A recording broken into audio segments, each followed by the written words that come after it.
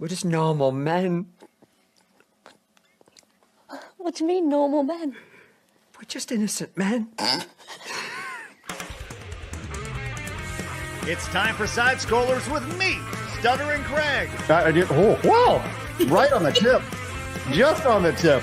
And Blabs. Co-hosted by our friends from around the internet. There is a portion of Norway where it is legally required to carry a firearm at all times. If you're just a normal man looking for common sense in this crazy-ass world, you've come to the right place. And now, broadcasting from our homes from around the internet, it's time for Side Scrollers.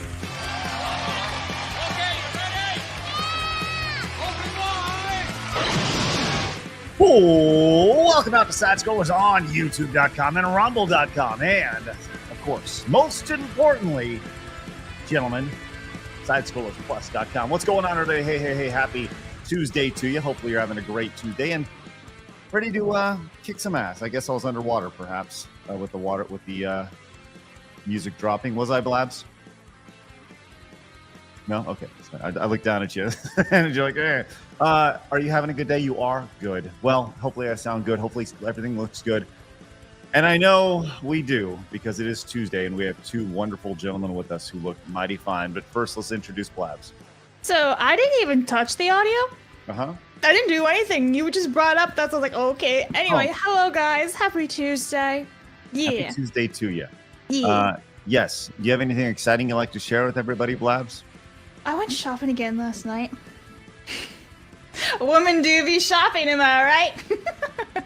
Women, am I right, guys? Huh? Am I right? When you say you went shopping, does that On just eBay. Okay, that means you went on the internet and you opened up a browser and you went shopping. Good. Yeah. There's no shopping where I am, so it's all online. They don't have stores in Guam? No. Okay. Do they have stores in your neck of the woods, Jeff from World Class Bullshitters? Yeah, we have a lot of stores in Cincinnati, but none that I went to yesterday. I didn't go shopping, so No ollies for you? Oh, they're all over here. Where do you think I get my footage from? No, that's what I was saying. You didn't go shopping at Ollie's yesterday. To be fair, I went there to film because word on the street is Hasbro messed up and all these expensive Ghostbusters toys are popping up, so we were documenting it for the channel. But I ran into a bunch of scalpers, including one guy in a Ghostbusters car. Like, I went to Ollie's and there was a Ghostbusters car parked out front. So that's awesome. Did you take pictures? Footage that'll be. Oh yeah, there's video footage of it. I'll have it out this week. You know, when it comes to like horns of a car, right? You got your beep beep from the regular car, then you have like their woo, from your fire and stuff. Then you have your Ecto 1, which made that really pronounced siren sound, whatever it is. Like it's, if I was to rank top 10 horns on cars in movie history, it would probably be. That sounds like a Plus video. It's Craig ranks horns. Very deep dive. Dukes of Hazzard's got to be number one though. Is it flies across the screen? That's racist. Sorry. Oops, I'm canceled. Oh man. Great horns. What do you got here, Eric? All I gotta say is Bustin' makes me feel good. Bustin' makes me feel good. Also, that was a siren, not a horn. That's true. Yeah. Good point. Top 10 noises from a car in movie history. We're going to narrow this down even further. The crash that anything makes in a movie. I like that sound. Yeah, this is good stuff. See, we're brainstorming here. This is how it works, ladies and gentlemen. But yes, we got a wonderful crew today. We have Jeff obviously hanging out. We got to count out your guest appearances here, Eric, because I know that you are definitely the leader in the clubhouse for sure, right? Right, Blab? I mean, he's on every single day in the intro, like the hard news intro. So like that counts. So if that is I've been on more shows than Craig. You actually have? I've done more shows than Craig. Eric's done more shows than Craig. So that would mean that Eric has done 525 shows if we're starting from day one. Hold on. I didn't yeehaw from the beginning though. No, the hard news intro. Yes, but I'm literally in the intro of the show. I don't care. I voice it and it shows me. Listen. Facts don't matter. It's Eric's time to shine. Shut up, Craig. All right. As always, today's episode is brought to you by the brand new, recently launched Side Scroll.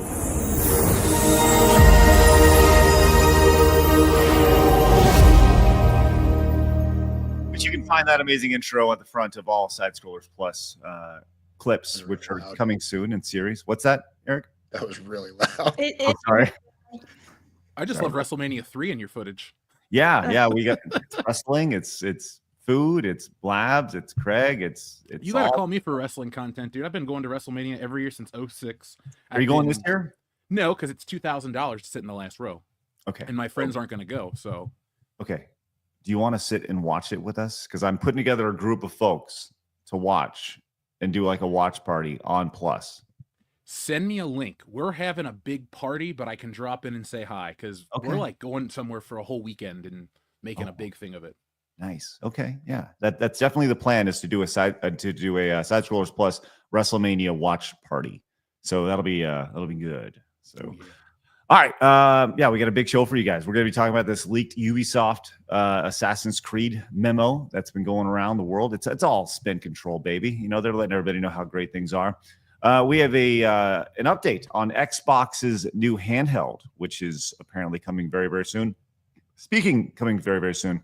The Switch 2. We have a big update on that. It could be coming sooner than expected and having a rather unique launch strategy as well. Looney Tunes may be sold by Warner Brothers to follow up on all the nonsense that's been going on with them removing cartoons and stuff, and the idea of it being problematic. It may actually be a little bit more than that. And I got an interesting conversation for you guys. I saw a tweet about the difficulty of classic video games, and I'd never heard this story, and I wanted to bring it up with you guys. So we'll get to that in just a little bit. But as always, we'd like to start the show with Today in Video Game History. So Blabs, what do we got?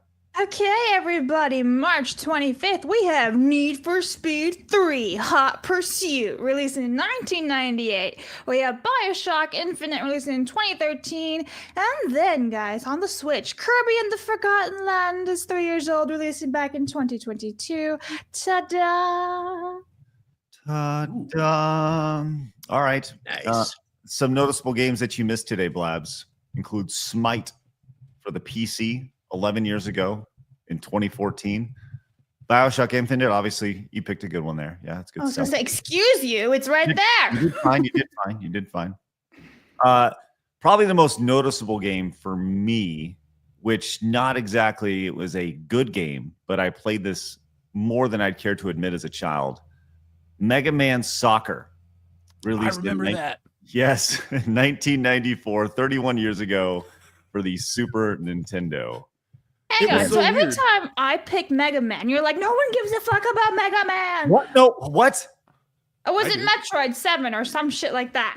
No, everybody cares about Metroid. You literally said once, no one cares about that one Mega Man when I put it on the gaming history like last week or 2 weeks ago. Was it Battle Network? Because that game kind of blows. Yes, I don't that's remember. exactly what it was. It was Battle Network, and nobody gave a shit about it. Nobody. We didn't 20 years ago. No. Listen. What? Listen. What? I got nothing. You're Shut right. up, Jeff. You got nothing. That's right. I didn't say anything. I'm listening. But yeah, this is in the era of games where you could just throw a mascot in and turn it into a soccer game, and anybody would, whatever. Like this is how we got the Mario Tennis and stuff, games like that. They just put your favorite mascot in a sport and you got it. This game was not very good, although I played it. And there used to be a time where you could play. You weren't just like I wasn't not an FPS gamer. Like regular gamers played sports games because they were fun, But even if they weren't fun like this, so I mean, not to say this is like this was your guilty pleasure. No, I wouldn't even say it was my guilty pleasure. It was just you just played it for boredom. Yeah, even as a kid, you knew the game wasn't good, but you'd still play it. You can play. Back then, if you got a game, they were like $80, so right, kept playing it. Super Nintendo games were that expensive. Oh man, I'll tell you what. we need to get in that conversation about game prices today versus yesterday, because my boy Yumi in the movie, not Yumi in the movies, it's Eric right there. My retro life. Hey, Eric, good to see you. He had a post the other day that was talking about the price of games, and people went crazy over it. I want to see if I can pull this up. He also had a video about it, and it was like one of the most divisive videos he's ever had on his channel. But talking about the price of video games compared to yesterday versus today.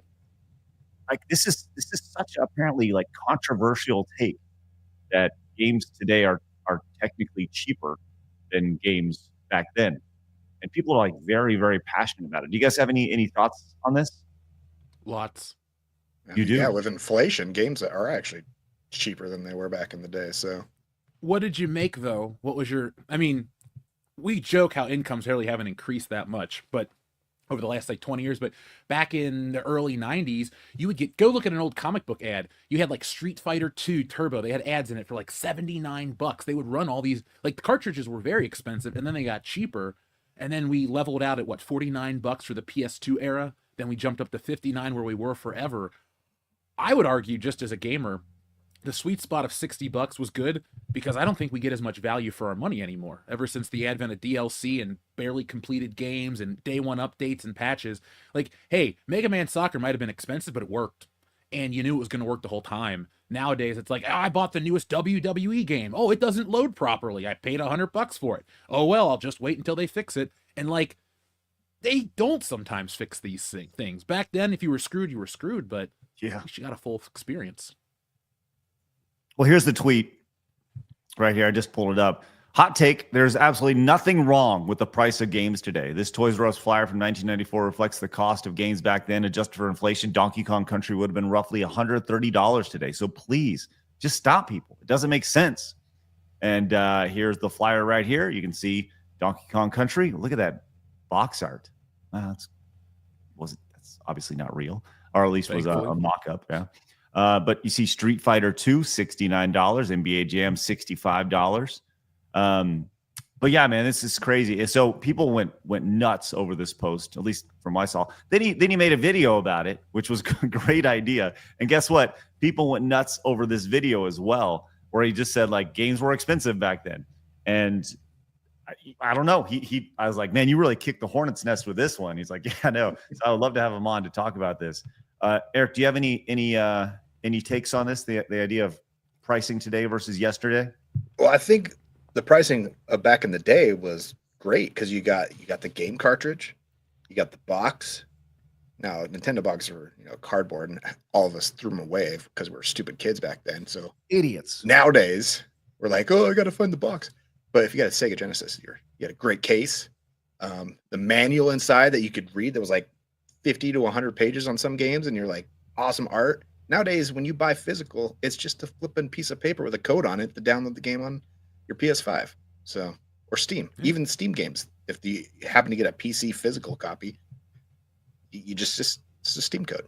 I definitely agree on the physical element of it, definitely, for sure. So, but I do think it's all in the chat. Somebody said this needs to be a round table. I agree. This needs to be a special round table sometime. We need to start doing one a month, Blabs. We talked about that. One round table a month. Yeah, you just need to give me the day you're free, then I can do everything else. Well, we're figuring that out right now, because we're getting into our production schedule, because we're changing things up on the channel, which is great. So with by the way, speaking of today, we're shooting the first 2 episodes of Nerd Duel after the show, which is great. So that'll be going up for Plus members coming up on Thursday this week. The first episode of Nerd Duel, featuring Eric from Yumi in the Movies. Also, Smash JT will be in that, as well as Desiree will be competing against those fine young lads. So then we have the second episode we're recording directly after that. So look, we're going to make this thing happen. We're making it hot, baby. And the first episode of Nerd Duel will premiere next, I believe, the first week of April. So I guess that would be next week. So yeah, looking forward to that. Going to be very, very cool over here on YouTube. All right. We got a lot to get to today. John has become a Plus member. Let's go, John. Thank you very much. Appreciate that. That is outstanding, and we love that. Once again, head over to sidescrollersplus.com. Use promo code PLUS to get a discount on your membership over there. I thought that was like a maraca or something that like Eric was like shaking or whatever it was before he went to That was drink. my ice. Sorry. Like he was like, "Oh yay, plus member." It works. Get your plus maracas out every time. Get our plus air horn out. There we go. Happy for the maracas. I think that's hilarious. I agree. I like the idea of the plus maraca. Plus maracas. Luigi came in for 2 over on plus. Hello, normal men. I'm not going to be at the live stream, but I want to let you know all your predictions. Blabs, Craig, and host for the upcoming direct. Besides the obvious switch to April 2nd was the release of OG Final Fantasy VI. So for me, maybe a new game will be announced or remake, remaster of the old ones, Final Fantasy IX. Chrono Trigger, new game. Not very likely. Hopefully, Metroid Prime 4 gameplay on new hardware. Yeah, so that's going to be coming on the 2nd. So next Wednesday, they're going to be doing that switch to Nintendo Direct. Looking forward to that. Commodore fan says, Blabs, Star Wars sucks. And so does this poll. That's not an opinion you can have. And Lily, look at Jeff. He's like, excuse me? Excuse No, me? I was agreeing that modern Star Wars sucks. Well, that's not what the poll is about. Oh, The what poll the is the about? poll, and you can't break the poll. Okay, the poll, guys, just so everyone is clear. I'm waiting for it to load. All right, it says, who do you like most, Darth Vader or Darth Maul? I don't know Darth how Vader. that poll sucks. Darth Vader. Darth Yeah, Maul but gets it's cut in not- half but right dude- away and scurries away. Yeah, but like 17% of the chat said Darth Maul, so... It's an age thing. I'm in the age for Are Darth you an Maul too. ageist? Yes, I am. Honestly, when it comes to this stuff, it's like you can tell people's opinions based on their age. If you like the prequels, you're probably about my age or younger. If you're old school, True. you're a little older. I like the prequels. I am a prequel stan. You excited for the Shit-faced 20th anniversary? Cockmaster said Darth Vader all day. I'm sorry, Jeff. What's that? No, don't worry about it anymore. Just keep going. What a username. Cockmaster, I love it. Southside, right? Key-Rock came in and said the market dictates the price. Games are worth whatever people are willing to pay for them. Bingo bongo. Correct. Commodore fan says, my retro life skipped over that we got complete physical product with expensive chips in the carts back in the day. Today, it's mostly digital. It's going to be a great conversation for sure. All right, we do have our Montez goal up today. 20 yellow super chats. Let's see if we can get that Montez goal today and kick the crap out of it with a Montez slam. But before we do, oh, look at there. Shane came in with the 10. Says, hey, side scrollers, I forgot to mention that yesterday was the 20-year anniversary of when Randy Johnson killed a bird while pitching in a game. You should absolutely show Blabs this clip. Hashtag Montez. Oh, Blabs, have you ever seen the Randy Johnson bird clip? No. Oh, listen, I'm going to tell you What something an now. billion pitch. I Yeah. know. Hold on. What? Okay, so Eric, can you give Blabs a quick rundown of who Randy Johnson is? Randy Johnson was like, what was he, 6'7"? How tall was that guy? 6'10". One of the tallest, lengthiest pitchers in the Major League Baseball history. Had a hell of a fastball. Pitched for the Seattle Mariners for most of his career. And yeah, lots of strikeouts. He was the dominator. Like he would come in and his thing, he would throw it fast, throw it hard, and he would strike people the fuck out. He was known for his fastball, 6'10", long, lanky, and beat your ass. And this happened during a spring training game, Blabs. Yeah, Check the this big out. unit. Yeah, the big unit. That's what it was. Here we go. Check this out. This was when he played for Arizona. Yep.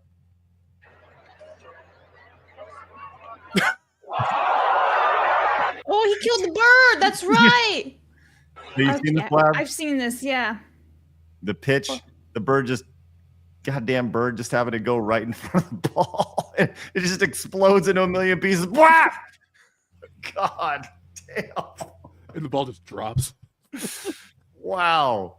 Just the amount of feathers that happen are there. That's crazy. Oh, that's great stuff. Well, Poor thank bird. you. Poor Justice bird. for the bird. Justice. Got It's a murdered. little late for that. Yeah, No it's Maybe that's murder. what the bird wanted. long It gone. was a suicidal bird. It's Yeah. famous now. That's right. Damn Justice bird. for Harambe and justice for the bird. Dave says they called the pitch a ball. Mhm. Like that's the thing. What is that true? Did they actually call it a ball? I would imagine they probably would. It went outside the It strike didn't cross zone. the plate, so Yeah, it's a good point. Good point. Well, rest in peace, bird. You will be missed. Duh. You will be missed. Duh. It's time for my favorite segment. Your favorite segment. and everybody in the world's favorite segment. It's time for Hard News.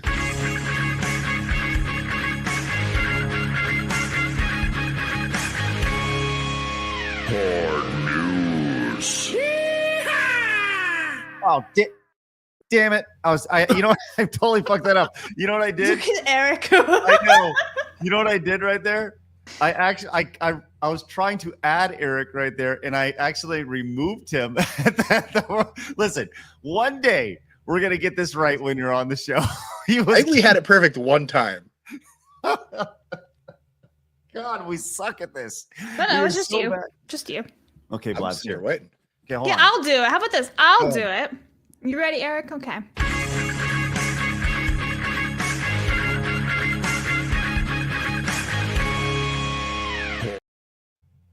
What? You shithead! You shithead, Craig! I blew up Eric. I had everything to the T, and then Craig just pulled him back and pulled him forward. You little shit, Craig. You just can't handle that I would have done a spectacular job on the one try. Oh, I sabotaged your ass so hard. We're doing this again, motherfuckers. Get out of here. I'm booting Craig. All right, we're doing this again, and we're not continuing until we get it right.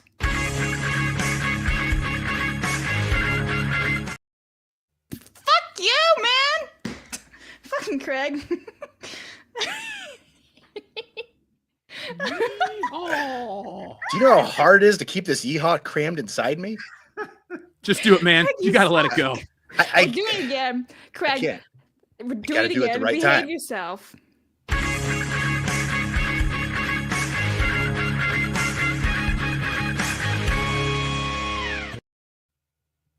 Oh no! I went too early.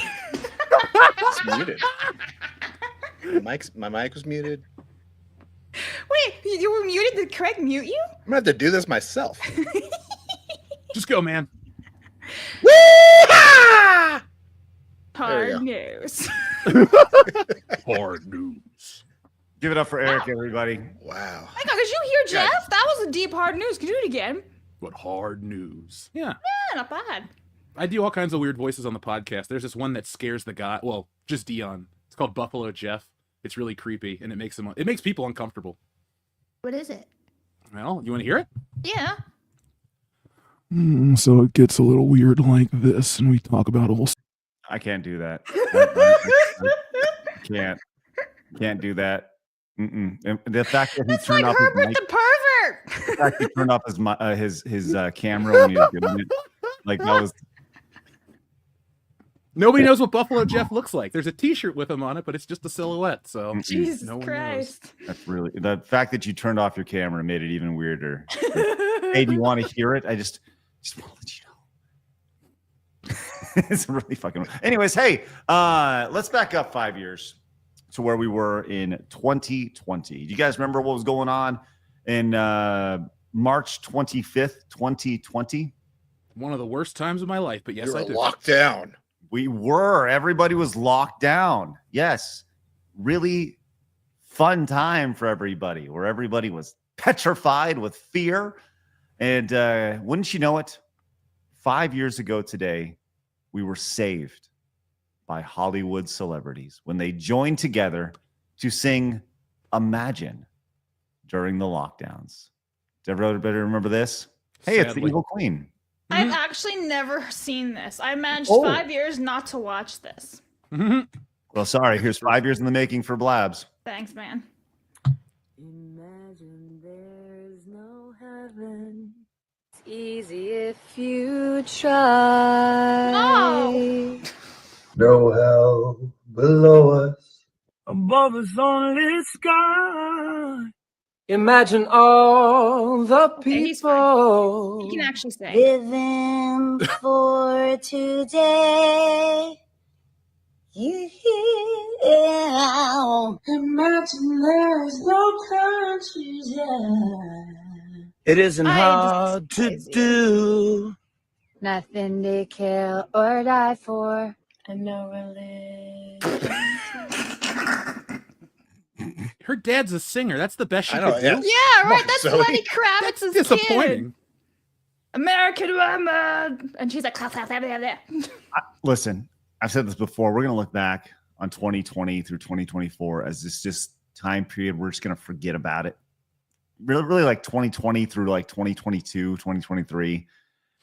And we're going to look back and be like, what the fuck was going on? Like, what happened? Gonna, Craig? Well, yeah, we already are. Right. We already are. That's Blabs, that's your first time seeing that. Yeah, that was garbage. So like the people Did it look you up? No, that hurts my ears. I just want to know, like, so the people at Disney saw Gal singing. They're like, "That's it. That's the evil queen hired." And she's like, "She can't sing, bro." Okay. I actually listened to one of the tracks of her singing. She's the best woman that sang in that whole video. No, the best woman. Yeah, actually, is true. Because I was gonna say James Marsden is an actual singer. Like he can do like James did that fine. He's fantastic. He's on Broadway and stuff, and yeah.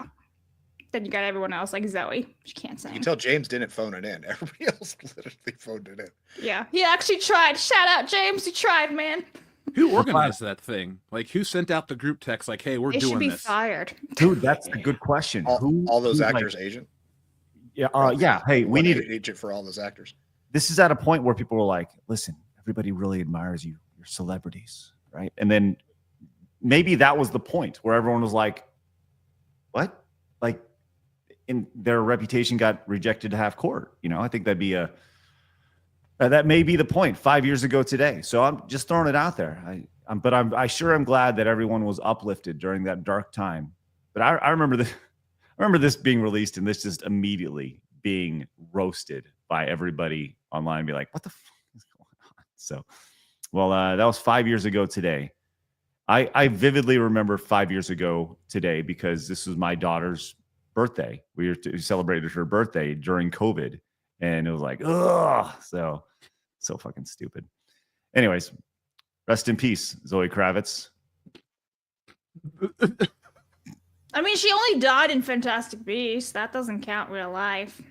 Yeah. Well, Batman, she kind of killed that. Never mind. That movie. She kind of killed that franchise too. Huh? Yeah. Oof. I blame Pattinson. Corrigan says digital games are like phone time with a man. Physical games are your homely wife who never leaves you. P.S. Blabs got BioShock. Noise. Did you get BioShock? No. You should get BioShock. I got. On today's thing. It's because like I got it here. Sure do. Yes. Miku says rip hacks. Yeah, we're gonna get to that in a little bit as well. That's kind of interesting stuff. Craig is bad. Bad lad is so funny. Poor Blabs. Thank you. I agree. Appreciate that. Poor me. Snake Master came in with the 5. Says I'd pay 90 plus easy for a complete game, but don't preach modern day stuff to me in the story. Don't skimp out and sell me the cool outfits as DLC, and don't design a problem that's fixed with XP boosters. Thank you, Snake Master. Swiggity came in with the 20. Thank you so much, Swiggity. It says Mega Man Soccer has a bug, if I remember correctly, where after you beat the game and unlock the final boss, it doesn't save, so you can't play as him. I still have my copy, just no box. I think I had Mega Man Soccer back there. Or maybe I got Mega Man X back there. Okay. I know that I had it. Thank you, Swiggity. Appreciate that. Blabs, I'm going to need you to keep track of the Montez Supers today because they are not tracking on YouTube for some reason. Uh-oh. But okay. Richard Slammer came into the tent and says, so you're wrong, Craig. It was a bird. Is the bird will not be missed. The bird was hit and hit hard, just like Montez. Thank you so much, Richard. Hug Me Ruddy says, Hogan versus Sting finish Starcade greater than today's hard news. Shut up, Ruddy. 41 came in and says, yo, Craig, the NWO Bloodline and the Wyatt Six were the only 4 to 5 person factions that was treated with respect entrance wise in WWE 2K25. The other factions got done so dirty. Oh, well, what other factions would you like to see represented with a nice entrance? Oh, DX, dude. That's a good one. Yeah, for sure. They just put their music in it. Really? You put the goal wrong, by the way, Craig. That's why it's not keeping track. Well, what's wrong? Oh, it's orange. Oh, sorry. Okay. You done fucked up, AA Ron. Oh, well, how about you thanks. I can't reset it, remember? Oh, my fault. Here, I'll do it. I'll get it right here. Not bad. Let me remove that. Hey, well, read Ian's here. Ian, for 10 British pounds, says the Kravitz apple fell a little far from the tree. Yeah, dude. That they're a bit wild. That's that family. There we go. Isn't like her mom or whoever it was like married to like Jason Momoa, whatever it was. Lisa Bonet. Yeah. What She a was on the wild Cosby Show. timeline. Yeah, like her father, his stepdaddy is like only a couple of years older than she is. Ugh. Isn't it like Bruce and Demi Moore though when she was with Ashton Kutcher? Weird. Right, Rachel? Yeah, play it. Weird. Ian Gotta came find over her. and says the Kravitz apple fell a little far from the tree. We just got that one. Thank you so much. Weird. Scarfy says these celebrities should have gotten a Twitch account and some games. People would pay to watch these clowns try lethal comedy. Thank you very much, Scarfy. Appreciate that. And Maria says, sorry you had to see that, Blabs. It's something you could have gone your whole life without seeing and would have been better off for it. Accurate. Thank you, Marius. Appreciate that. All right, let's move on to Brendan Fraser. I'll tell you what do you guys think of Brendan Fraser? You guys like him, dislike him? Best. He's Two the big best. thumbs up. Past. What's It's a that? good movie too. Oh, Blast He's to the the last Past. one in the past. Yeah. Oh, yeah. That's I great. love that movie. Yeah. That's with Alicia Silverstone as well, isn't Yep. it? Right? Yeah. I love that movie. Christopher That's Walken. fun. Yeah, that is was it released in 1999 and he's set there from what the 50s? Is that what the idea was? The late 50s? He's in their bunker in the 50s. Yeah. Mhm. Great stuff. Really, really fun. But he was also the star of the Mummy movies. Did you guys like the Mummies? I The love, Mummy well, Oh yeah. but I don't Yeah. like the third one because Yeah, of like the same. whole Rachel Weisz leaving, and it just didn't feel like part of it. It just felt like it was phoned in.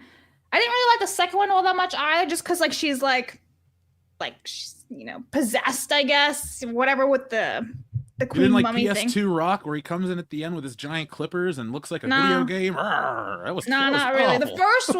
The first one though is phenomenal. 10 out of 10, yeah. Yeah. And Airheads is a great movie too if you haven't seen it. Dude, Oh, yeah. right? I Right? don't know if I've seen Airheads. What is it? Oh, it's fun. A group of rock musicians want to get their album played on the radio, so they hold a radio station hostage. Mm-hmm. It's awesome. I It's wanna Steve watch Buscemi and Adam Brendan Sandler are Fraser. the other two guys in the Yeah, band. Adam Sandler. Nice. I gotta watch that. You really Okay, do. It's wonderful. Okay. Side quest here, real fast. Side questers. Here is his, let's just look. I don't know if he is or not, but should Brendan Fraser be honored with a star on the Walk of Fame? Right? He's an Let's check- Oscar winner. Encino Man, School Ties. By the way, School Ties, good movie, right? Son-in-Law with Pauly Shore. There's Airheads. That was a cameo at some Yeah. Same Yeah. within the army now. Yeah, he just plays this Encino Man character in a little cameo. And Son-in-Law. I don't remember that one. Let's see. He was in Oh, Kids in real the fast. Brendan Fraser was inducted in Canada's Walk of Fame, but Okay. apparently, according as of 2022, he does not have a Hollywood Walk of Fame star. Okay.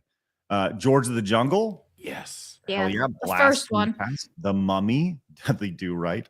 Bedazzled. Oh, I love Bedazzled. Saw it Oh, in theaters. so good. I love Bedazzled. Mummy Returns. He was in Dickie Roberts. The Looney Did you Tunes. skip over Monkey Bone? I don't Yeah, remember most Monkey people Bone. do. What's that? Most people do. I mean, great stuff here. More Mummy. Oh yeah, movies. Journey to the Center of the Earth. Oh my God, I forgot about that one. He's been on Wow. a lot of stuff. G.I. Joe, Rise of the Cobra, right there. Now, so there you go. I mean, and he recently kind of saw he was in The Whale, and everybody liked The Whale. He got nominated for that right here. Didn't he win? I think he Yep. I won. think he won. Yeah. Dude, him and Short Round both won Oscars on the same night. It was the most bizarre Yeah. Oscars ever. Yeah. Well, people are going back to see classic movies now, and now the Mummy is considered a classic movie, and they did a screening of the Mummy movies, and guess what? Brendan Fraser decided to show up, which is pretty funny. Crashed the double viewing of the Mummy movies right here. He did it amid he did this amid his return to the spotlight before releasing his critically acclaimed movie, The Whale, which led him. So pretty good stuff, showing up and he wore his outfit, which was fun. And people were all about it, So Blabs, you put this in here. You I just love it. I love it when like actors embrace like, you know, the roles and stuff. It's nice. It's like they're appreciative and they're supportive of their fans and the audience. And I feel like he's a very humble person as compared to like the modern day celebrities of Rachel Zegler and Zendaya and all that, right? You know? Mm-hmm. I just think he's old school. Yeah. I love it. People got behind him. I mean, if you follow his run to the Oscars, it was all like Brendan Fraser love. He would show up at events and hold signs about The Mummy being great.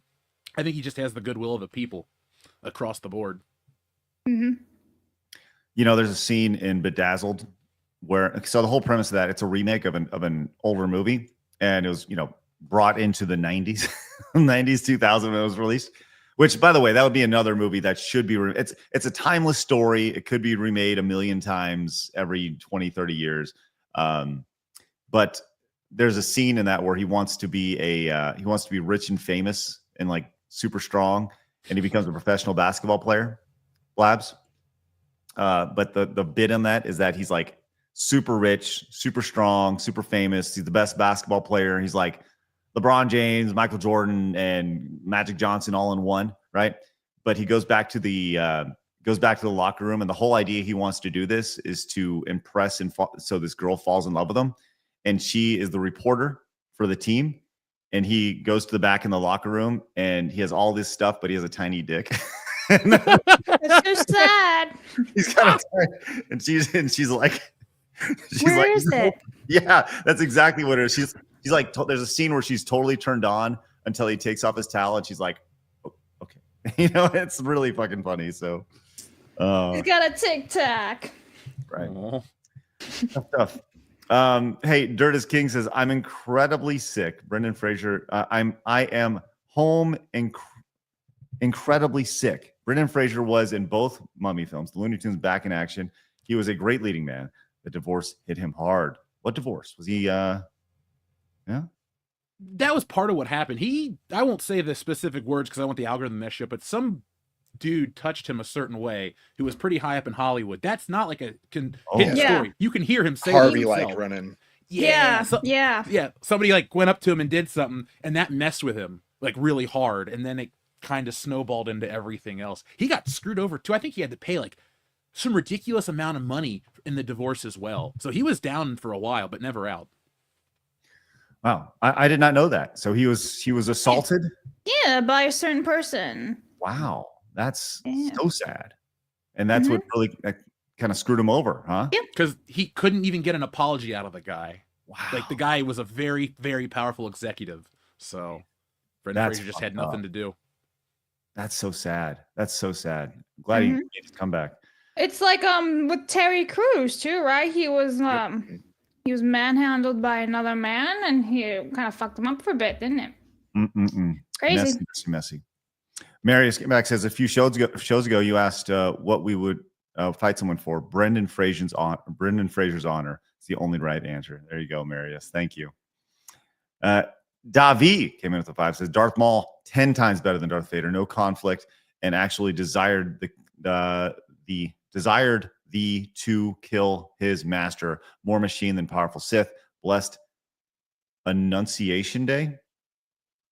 I think Darth Davy over here is off his rockers.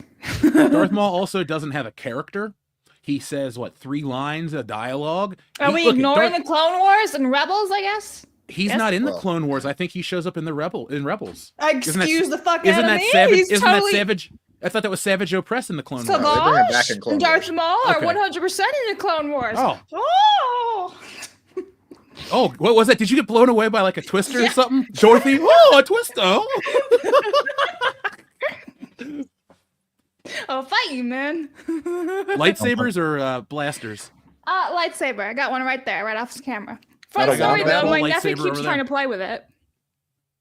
Yeah. I'll fight you, man. The Mummy movies and Looney Tunes Back in Action are my childhood. Brendan Fraser is an underrated talent. Thank you, Andrew.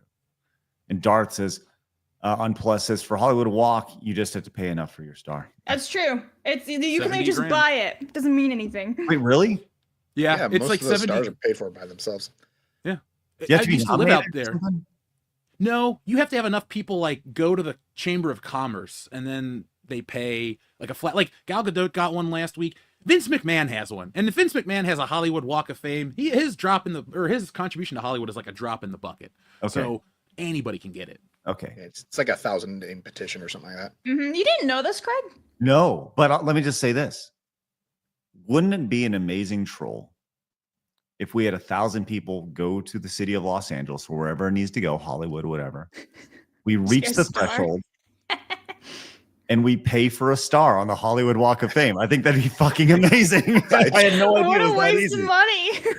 It'd be, I mean, you know, it would say like side scrollers, subscribe now or whatever. You know, like it's really fucking funny. I think that'd be a great bit. Make it look like a play button that's been laid into the ground. That way it like stands out. Like it's the star with a little play button. Everybody knows where you are too. There should They be like don't have symbols. It's just the name on all of them. If you gotta look, be if unified. with a channel I think this you can't powerful, make it guys an can get ad. anything you want. Yeah, you can't do it it's literally just the name and that's it. I'm just saying. Craig's writing it down. He's like, I am. This is a funny bit. I know some people, Craig. Give me a call. I'll give you their number. No, what if, okay, hold on. There's the Walk of Fame. How about we make the Walk of Game? Who goes on first, Kojima or Shigeru Miyamoto? That's a great question. I like the idea. And we'll make them pay to have it be put into it'll be like 75. They do have idea, symbols. you If you have an pay. actor symbol and a music symbol, depending on your career. But Yes. do they have YouTubers on the Hall of Fame walk? Hall of Fame. I hope Why not. not? Yeah. The cost of the star of the Hollywood Walk of Fame, yes, is currently $75,000. The fee covers the creation and installation of the star, as well as future maintenance. The Hollywood Chamber of Commerce collects the fee for chosen celebrities or their sponsors. Just saying, could be fun. I'll donate to that. Let's go. Love that idea. Hey, I also love that Kratos has started the donation train with a $69 direct donation, Blabs. How great is that? Says I only 69 for Side Scroller's secret menu of direct donations. Has anyone ever done one of these? Kratos. Look at that on the bottom. $69 for Kratos. By the way, on a total side note, total coincidence, Kratos. We had that scrolling at the bottom of the screen. Yes, literally yesterday, I changed it to test things, and I saw your donation came in, and I had to change it back right now because I saw that came in. So Kratos, thank you so much for your support. And the $69 direct donation. Blab, surely we have some incentive for Kratos right there, huh? I think he deserves boobs. Yeah, there you go. Look at Kratos, enjoy that. Let's go. We're on our way to our Hall of Fame. Our Hollywood Star Hall of Fame right here. So, and thank you very much for that, Kratos. All right, let's move on. Let's talk about Lego. This is crazy. As the resident Lord of the Rings expert here on the show, who has seen all the movies most recently out of everybody here, unless maybe perhaps Eric and Jeff, you've seen Lord of the Rings in the last year or so. Have you guys seen Lord of the Rings in the last year? I saw it the other day. It was on. Did you see the entire trilogy? Once in 2020, the worst year on record. I had never seen it, and my audience was like, "You got to see it." So they kept sending me the box set, and then this guy hosted me for a whole Lord of the Rings day. Okay. It was a lot. Sounds like a lot. What about you, Eric? Have you seen Lord of the Rings in the last year or so? Not in the last year, no. Blabs? Actually, on the way to Texas at the hotel, it was on the TV, and I watched the second one. Well, not all of it, but a good chunk of it. There you go. So I still reign. I'm still the reigning Lord of the Rings expert on the show. So I'm pleased to bring you this news. Oh, yes, you. is that there's a Lego The Shire set for Lord of the Rings. I'm sorry, the coming. what now? The Shire? Sorry, the Shire. It's the Friar Tuck or That's right. something. The Shire. The Shire is coming. It is releasing April 5th. I don't want to say how much it is. Jeff, Eric, we're going to play Price's Right game. How much do you think Lego The Shire set for Lord of the Rings is? I have to recuse myself because as a toy guy, I already knew this, so I don't want to cheat. Okay, Eric? How many pieces is it? Based off of the box art, it looks like it is 2017 pieces. I was going to be $299. $299 is incorrect. It is $269.99. It's $30 off. There we go. You got your little. I'm excited, man. I love this. You're gonna pay $270 for this? I'm not buying it. I just love the set. I think it's fantastic for Lord of the Rings fans. Like, this is amazing. Look at all the little hobbits and Gandalf. Like, sign me up. If I had spare $269.99, I'd buy this for my sister, not me. Where would you put it at, Blabs? Oh, Like you bought on a your sister, never 110? mind. No, I meant like if it was for you, do you have a display area for this? Because something as No, nice I as mean, this, I you could- can't just keep it in the box. I don't know. It depends on how big it is, honestly. But yeah, I would be able to find a spot for it. I would be, yeah. You can always buy an acrylic case too to keep it dust safe. But yeah, it's beautiful. I love it. Shout out Lego. Did something right. Yay. These They little do a lot, right? These little animations here that they do are Fantastic. phenomenal. They are. are. Yeah, I don't know how they do it so well. Oh, there's the eye. Yeah, there it is. They have a computer program with Lego bodies that you can animate, and it's really just kind of like a body sticker. It's not like a big process because Lego can build all of their sets in a computer and then go in with a camera and do all that. It's really awesome, but it's also really smart because you realize how valuable Legos are. Oh, so expensive. And I don't mean like just, they go up in price. My buddy on the show invests in Lego. He's invested, let's say he invested $5,000 and it's worth 4 to 5 times that. Wow. Like, Lego holds their value so well. Like, if you're a collector out there, folks, don't open your Lego sets because everything goes up in value unless it's Disney Star Wars.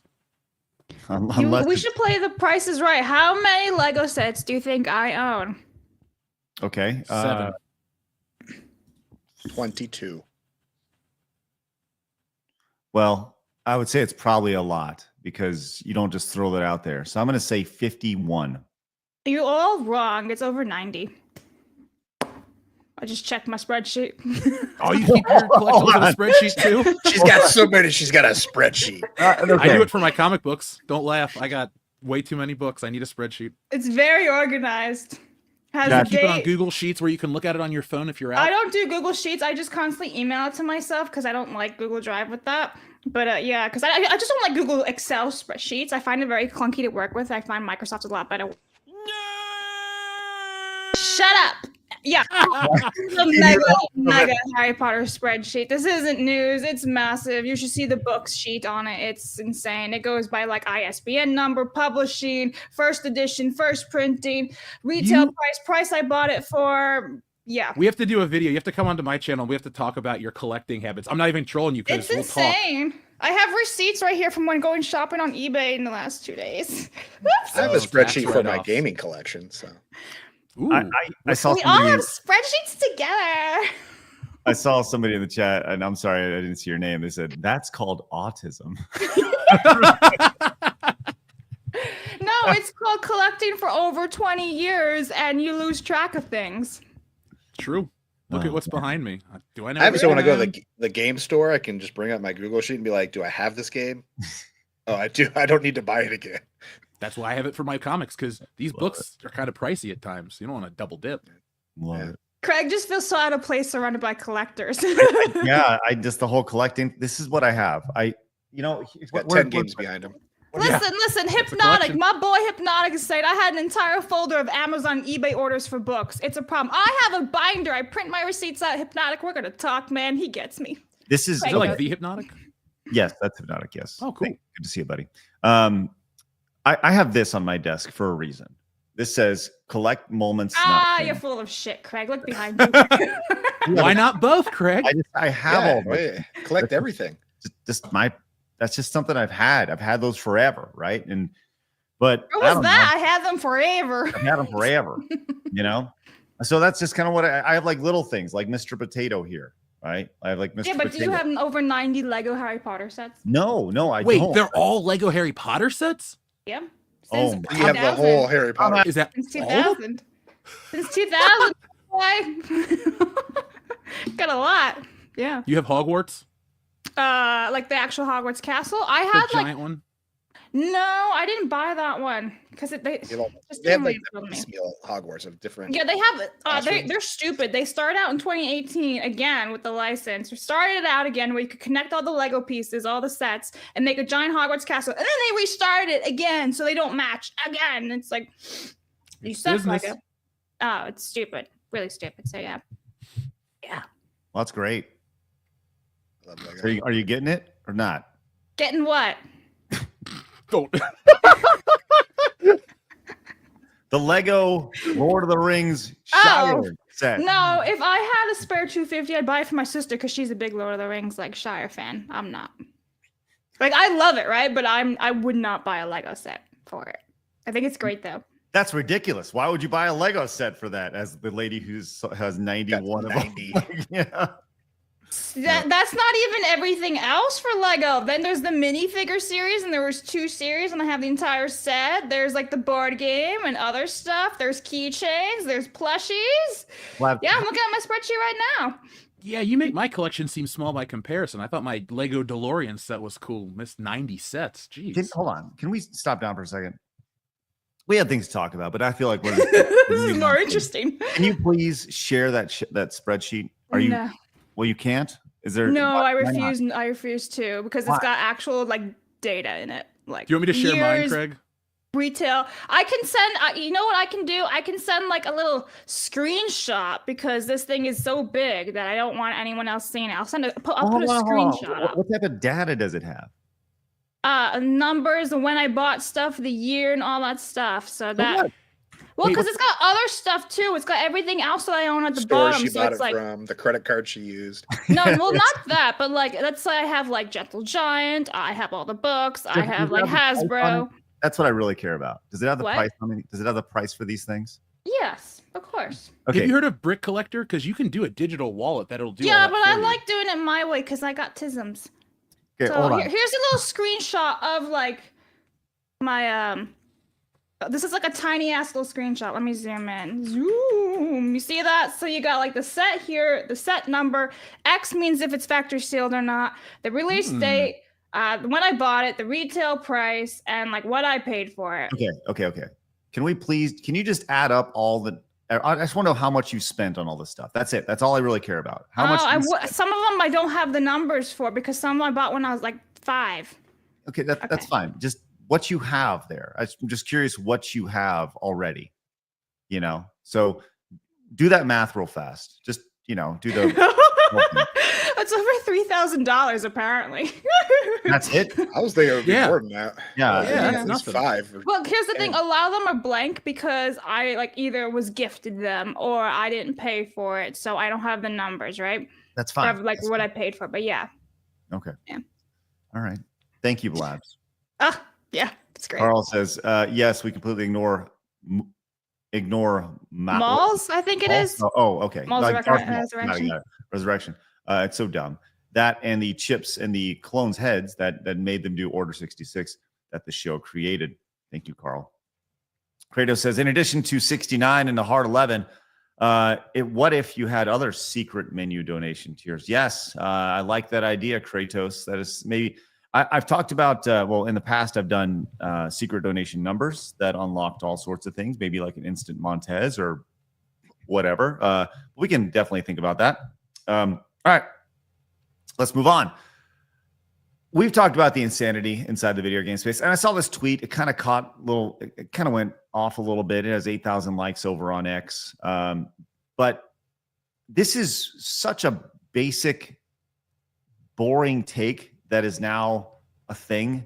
But you saw the studio head. Are you guys familiar with Marek Tymiński? Do you guys know who this guy is? Marek Tymiński. He is the CEO of CI Games. They did Lords of the Fallen. He's kind of made some news recently over the last couple of months. You guys familiar with this guy at all? Nope. I'm familiar with Lords of the Fallen. That's the one that was removing the DEI, but their game still sucks. Right. Yeah. Well, he came out with the incredibly controversial statement saying, reminder, we make games, not politics. We stand for non-political and non-social agendas. No DEI in gaming content. Our next games and updates will follow that. Like, I just saw this and was like, how is this even a controversial statement? This idea that, hey, we make games, and, of course, all the right people got upset about this, including everyone's favorite failed journalist. Mercante came in. These people are social losers, bro.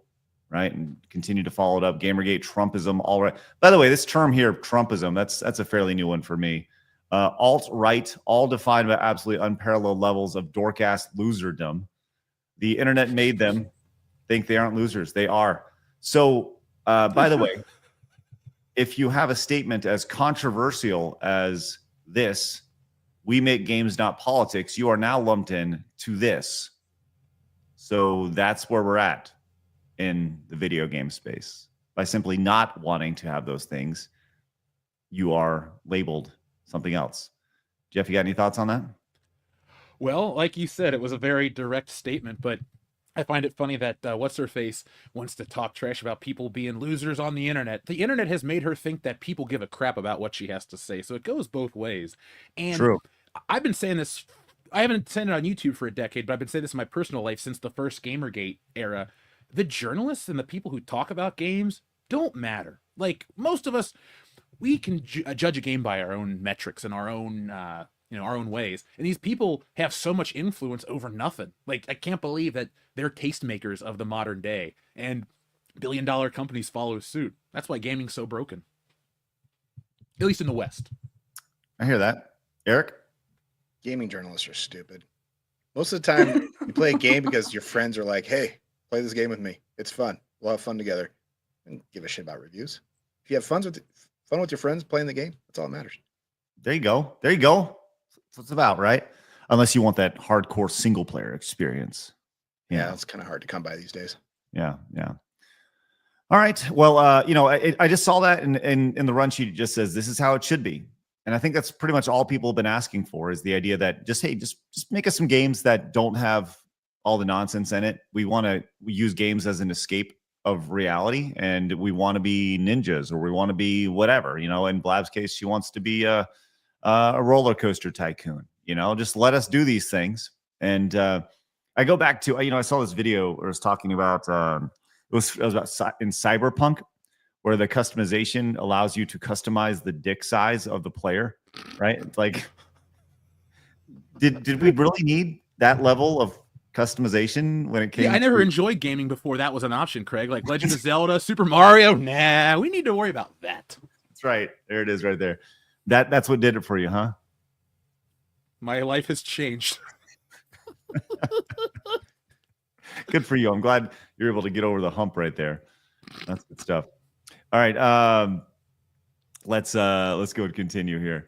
I saw this and I was very intrigued by this. We've seen we talked about the difficulty in video games over the years, and this, for me, the idea of like a game that was NES hard or Super Nintendo hard or whatever, just Nintendo hard.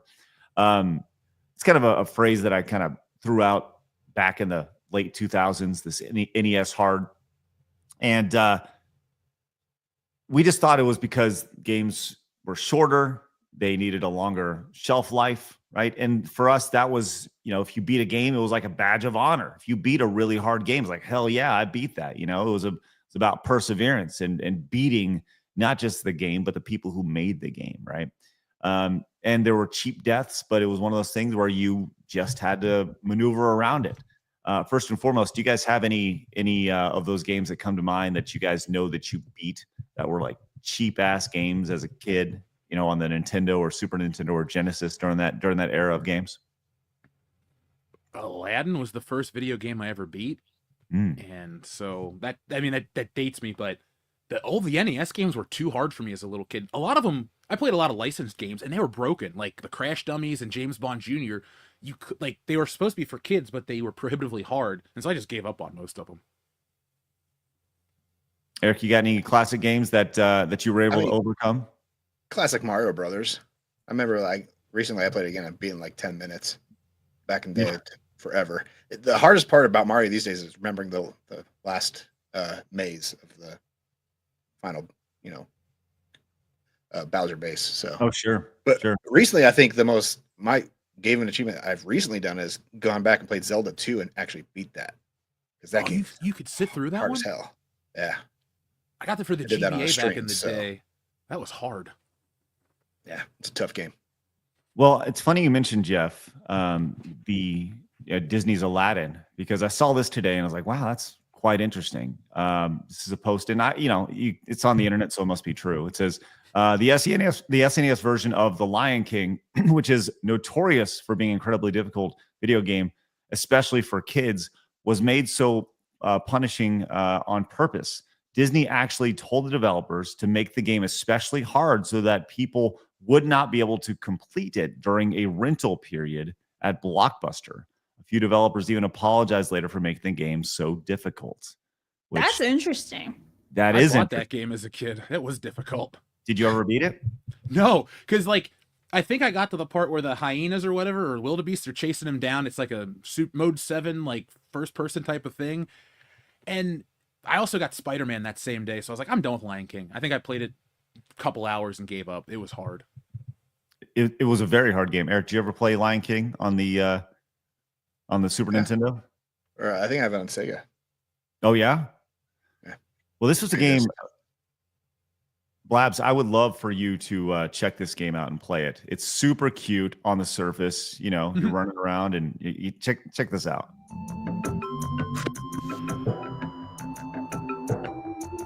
Yeah. That's adorable. Yeah. On the surface, it's really cute and cuddly. And the first level, fairly easy. It's when you get to this sequence. That damn level, dude. Those monkeys will throw you to the ground, and never mind. It's been a long time. The idea here is that you got to swing from place to place, and the monkeys move you, but you got to flip the monkeys around to swing you the right way. And this is a playthrough, so this guy's been doing it for forever. And this whole thing is done in 30 minutes, but and even right there, you don't even know what you're going up and over right here. If you look at the arrows. Yeah. Yeah. So the jumping in this game was the hardest part. Mm-hmm. But I just find that really interesting on a number of different levels. The idea that, number one, Disney was like, hey, make this really fucking hard. Number two, they were worried about Blockbuster at the time, specifically rental periods. What a time, man. What's that, Blabs? What a time, Blockbuster. Yeah. Yeah, man. Good times right there for sure. You wonder if that was something that was really thought through by a lot of developers and a lot of IP holders back then, because that was a time where games were extremely, extremely difficult. Rightfully so. It's fun to think about that time, Blabs. I would love for you to check out Lion King. I don't think you would beat the first level.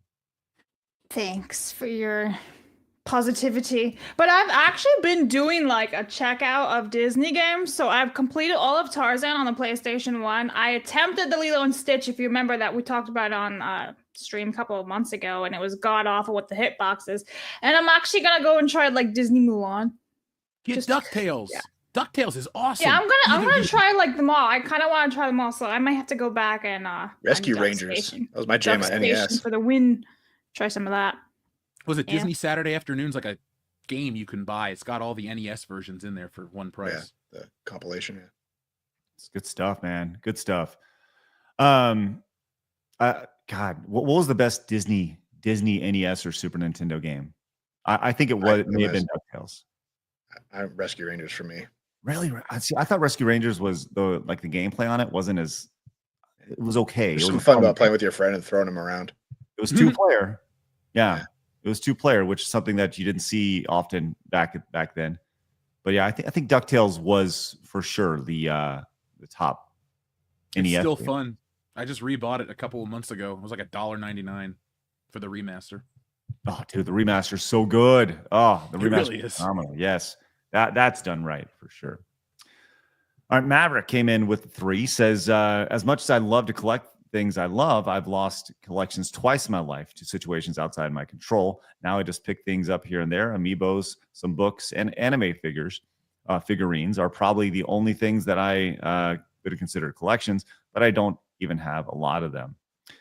Yeah, man, and that's the thing is I've seen a number of different people have to part with their collections for whatever reason, financial control or a house fire or whatever, end up losing them. That's horrible.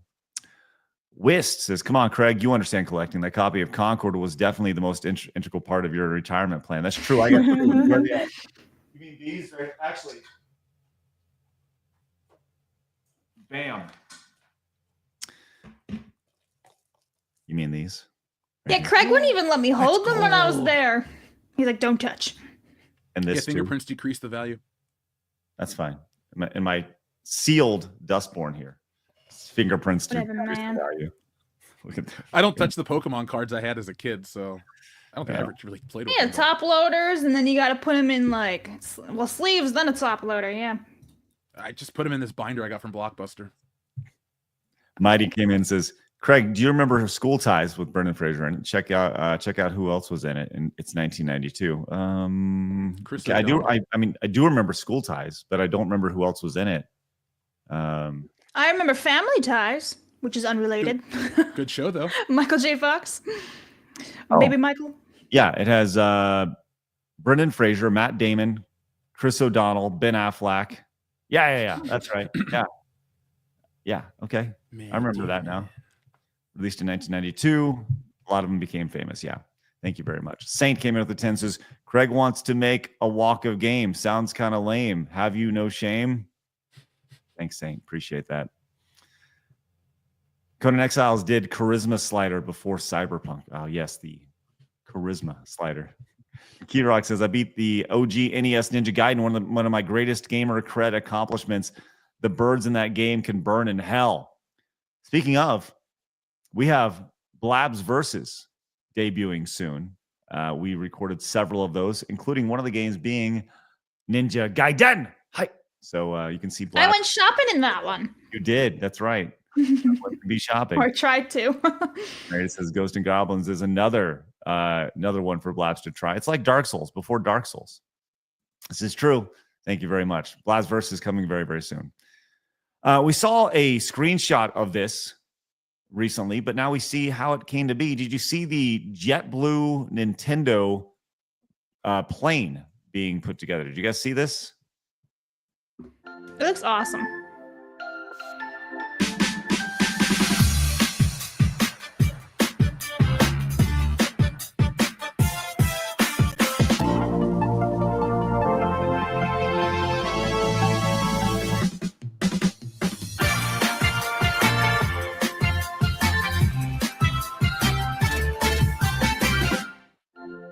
So there it is. You got Really a plane. cool. Great art. Great marketing. I mean, they pretty much put a skin on a plane right there. So Yeah, but it's there great we- marketing regardless. People are like, oh my God, it's so crazy, so unique. Wow, it's not boring. You know, it kind of like sparks up their playing experience. I wonder what was going on here. So this is just a custom menu in here that surely there's no games or anything that you can play, right? I don't know. It's interesting. probably just all the information, you know, like on the screens. You just tap for what language you want and it continues. Yeah. It's one thing Nintendo does very well. They do branding exceptionally well. Eric, you got any thoughts on that? Yeah, I just didn't like that plane because he had Nintendo Switch Online to get meal service on the flight, and just trying to nickel and dime you. It's crazy how that works out. Jeff, what about you? It looks great. I would love to fly on it. But would you ever fly JetBlue? I haven't. So are they that bad? No, I don't know. I really don't know. I'm a Delta guy, but you know. Oh yeah. No. They have more comfortable seats because I'm not short, and so I need to be able to like have some legroom when I sit on an airplane. I wonder why like JetBlue was chosen. Like there's so many different airplanes. Maybe they were the cheapest Florida ties for the new park. Yeah. Is there a huge like JetBlue in Florida or something, or Tokyo? I think JetBlue is more of a sunny destination kind of airline. I don't think it's in my region. So according to the internet.com, JetBlue's reputation has faced significant challenges in recent years. The airline has been criticized for chronic delays and cancellations, which has led to decline in customer satisfaction and trust. For instance, JetBlue was fined $2 million by the U.S. Department of Transportation for operating multiple chronically delayed flights, marking the first such penalty for unrealistic scheduling. So there's that. But you do get complimentary Wi-Fi, seatback TVs, so that's good. So, and apparently you get a Nintendo plane now. Yay! Yeah. Hey man, the complimentary Wi-Fi is nice. So many airlines are like, no, you have to pay for that. It's like, you don't even give us a TV screen or anything to do. Come on. Can we like get over that at this point? The idea that you have to pay for Wi-Fi on a plane. Like we all understand that Wi-Fi is available everywhere all the time, specifically now with, with Starlink and everything. Yeah. It's all there available right now, and they want you to pay like $15 for a 2 hour. Yeah, it's ridiculous. And sometimes it doesn't even work or cuts out, and it's really spotty and shitty. So you're like paying $20 for nothing, really. It's like, yeah, it's a scam, I say. We should have done plain talk intro for that. Damn it. Yeah. Damn it. It's not too late. No, it is. It's outro. Yeah. There you go. It was rough entrance, rough outro here. You're right. It's never too late for an outro.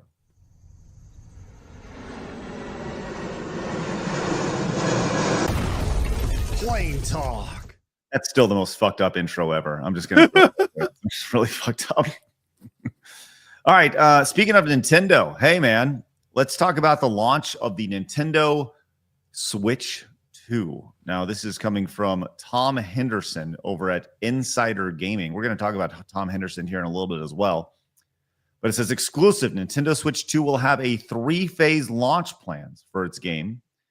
With Nintendo Switch 2 just 1 week away from its official full reveal, the year's annual GDC was buzzing with talk around the future of the console. One such discussion was around the Nintendo Switch 2 launch date, which, according to people that I spoke to at the event, falls in June. But that's not all. According to various sources, the Nintendo Switch 2 will launch with its games on a 3-phase strategy, starting with primarily first-party games at launch.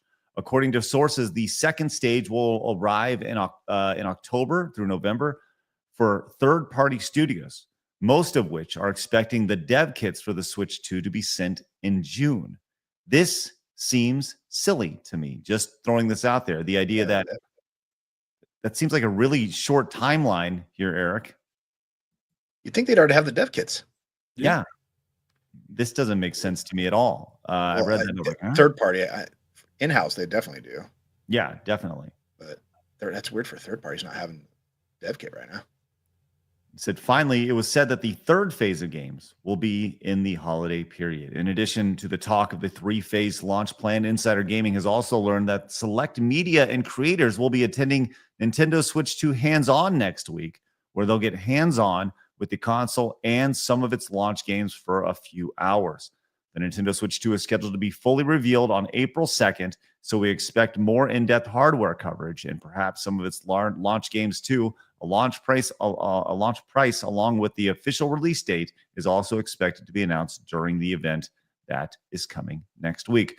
According to various gaming insiders, Nintendo is also planning a Nintendo Direct later this week, so it'd be back-to-back, but its contents are currently unknown.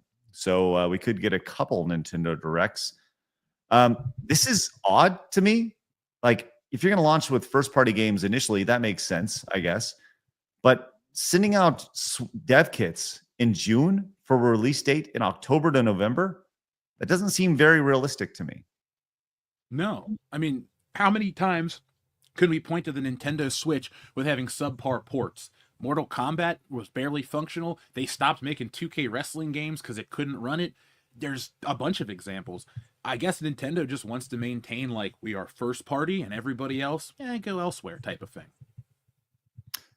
Eric, you ever been on the game development side of things before? No, I've never done that. I kind of wanted to be a game developer back in the day. Then I realized I had to take a lot of math classes in college, so I didn't want to do that. Got to do the math too. Yeah. Yeah. I mean, testing. I've done some testing and stuff, but. Well, I think that's a really clearly they have some sort of some sort of knowledge of the technical requirements of the system, right? But you don't really know. It's making me wonder if they're just telling third parties, being like, "Here's the specs. They're already porting games for Switch. Maybe they're saying the porting system isn't that much different, and just on your test beds to have these specs on the computers that you're testing on." Because they are. I know they emulate the Switch on PCs for a lot of conventions and stuff. Hasn't that been discovered? that they were doing that. Well, Anonymous says it's not that hard, I promise. Are you talking about just from a porting process? I mean, that is okay. Look, I ported many PC games to various consoles. Whether we did like the original Angry Video Game Nerd game, right? And that was on Xbox 360 and PlayStation 3 and 4, maybe, I don't know, and was on the Wii U as well. I mean, we've ported to all these things, and if you build in Unity, it's generally a pretty simple process. Unity is built with the idea of being able to more or less export your game to different consoles fairly easy. But then Unity has to know what the technical specs of the console are and how that process goes to where it can export to that, right? Because Anonymous says, Craig, I was mainly making a game in general. Yes, porting can be a challenge depending on the engine. Okay, thank you, Anonymous. But yeah, it's an interesting thing for sure. The porting process is generally what takes the most amount of time after the game is complete, because games are all built for PC first and then brought over to consoles. Maybe not with Nintendo games. I don't really know the full process there, but it is pretty difficult. So I don't know. The timeline on that is very intriguing to me. So we'll see what kind of third-party support they have. I'm sure there have been multiple companies commit to porting to the Switch, but in certain games. But once you actually have the dev kits in, that's when things kind of shift a little bit. So I wonder what the gimmick is this time, because every Nintendo console since the Wii has had some sort of gimmick. Is Switch 2 just Switch more powerful? I think so. And I think that's why it's called the Switch 2. The idea that it's the two screens. I hope it's the two screens. The adapter that they're leaked. Well, that wasn't confirmed. Now, if that's confirmed, the second adapter that is added to it, that is a game changer, right? But I thought I saw that as just like a rumor. That was something that somebody was mentioning. The idea that you'd attach a second, and then you could put your controllers on the side and then play 2DS and 3DS games. That'd be spectacular. Yeah. That would be. But I don't know if that was mine off the dock, so I'm just about super powerful on my TV. Yeah, that's what I'm shooting for. Kalichi says the mouse thing, right? Like, is the mouse really that much of a game changer? That doesn't really make a whole lot of sense for me. Yeah, it was in the 80s and 90s. Right. Oh no, you know what? It wasn't, because Mario Paint was the only game that came with a mouse. Oh, I just thought you meant across the board as like a device. Oh yeah. Sorry, yeah. Mario Paint was not that great. Nor was that the Music Maker one too? Yes, you can make music in Mario Maker. Yes. I don't think the mouse for the Switch is that big of a one. I do think a second monitor though could be, specifically when it gives it the Switch 2 name purpose. Switch 2 screens, right? But I think that's why they're naming it the Switch 2. It's more of the same. I said this before on another show. I feel like Nintendo has found the formula. They feel like they've perfected the video game console, and from here it's just iterations. The idea that you have it on the go, you can take it at home. The connectable and disconnectable Joy-Cons. I think they found the solution, the console that they wanted to make, and you can see the various iterations that they've had over the years. Obviously, the motion control coming from the Switch, then the two screens coming from the Wii U, and then the Wii U, they kind of combined it all together, and here we are with the Switch 2. And I think there'll be a Switch 3, and I think there'll be a Switch 4. And I don't know. I think that's what Nintendo's done here. So, well, we'll find out more next week when they finally announce everything on the 2nd of April. So we'll do some sort of reaction and some sort of Switch news blowout that day for sure. Well, let's talk about a Switch game, Smash Brothers. Now, Smash Brothers has been around for a long time, and the Smash community has been around for as long as that game has existed. I'm of the mindset that I think Smash Brothers is whatever you want it to be. If you want it to be a fighting game, it's a fighting game. If you want it to be a party game, it can be a party game. I personally see it as a party game because I don't get into the whole competitive side of things. But I understand people who take it super, super seriously. And there's a lot of people who take this super, super seriously, right? And the Smash community has been ravaged by all sorts of bannings and chaos over the last few years, including this guy named Hacks. Hacks was banned several times, actually. Here's a brief rundown of it. It says Hacks was banned indefinitely by multiple Super Smash Bros. Melee tournaments and community servers following a series of controversial actions. Hacks was banned from the Melee Online Discord server for mocking IBDW's story for being sexually abused by his mother.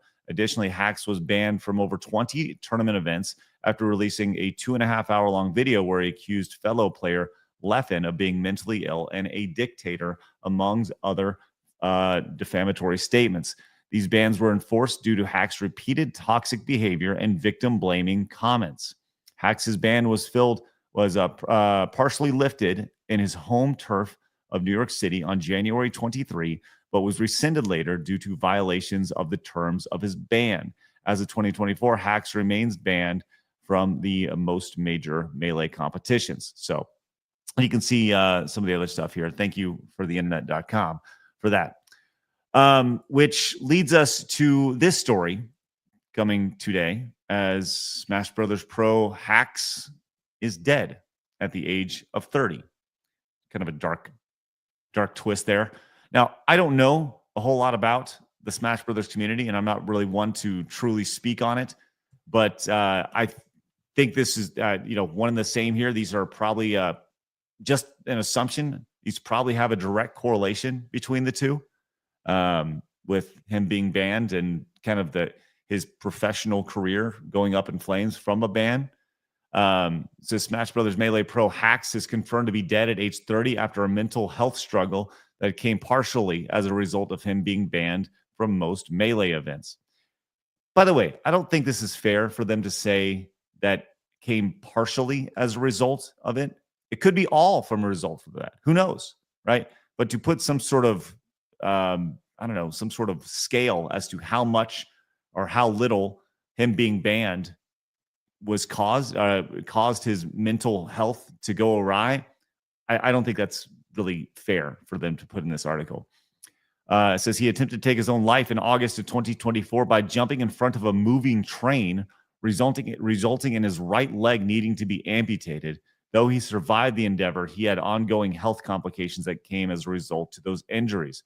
It is unclear whether Hack's official cause of death or what it was, but as of March 25th, 2025, it has been confirmed by his family that he died. There's been some confusion going around about his death, as some of his friends helped put his mother together a GoFundMe for him, thinking he wouldn't survive the night. He, however, pulled through for a bit and was able to stay alive on life support. So this is from the Hacks X account here. They wanted to raise some money. The last two tweets before his death reveal some of what was going on in his mind when he posted, "I miss the Melee community so much." And then he said, "I need the Melee community back by my side. I miss my friends so much, and I can't go on like this. I'm sorry to all of you for what I did. All I want to do is return the community I once called home." Says his death has sparked a great deal of controversy in the Melee community, with many sending hate towards the tournament organizers and community members who maintained his permanent ban and banning him and blaming him for this outcome. So dark story, really dark story here.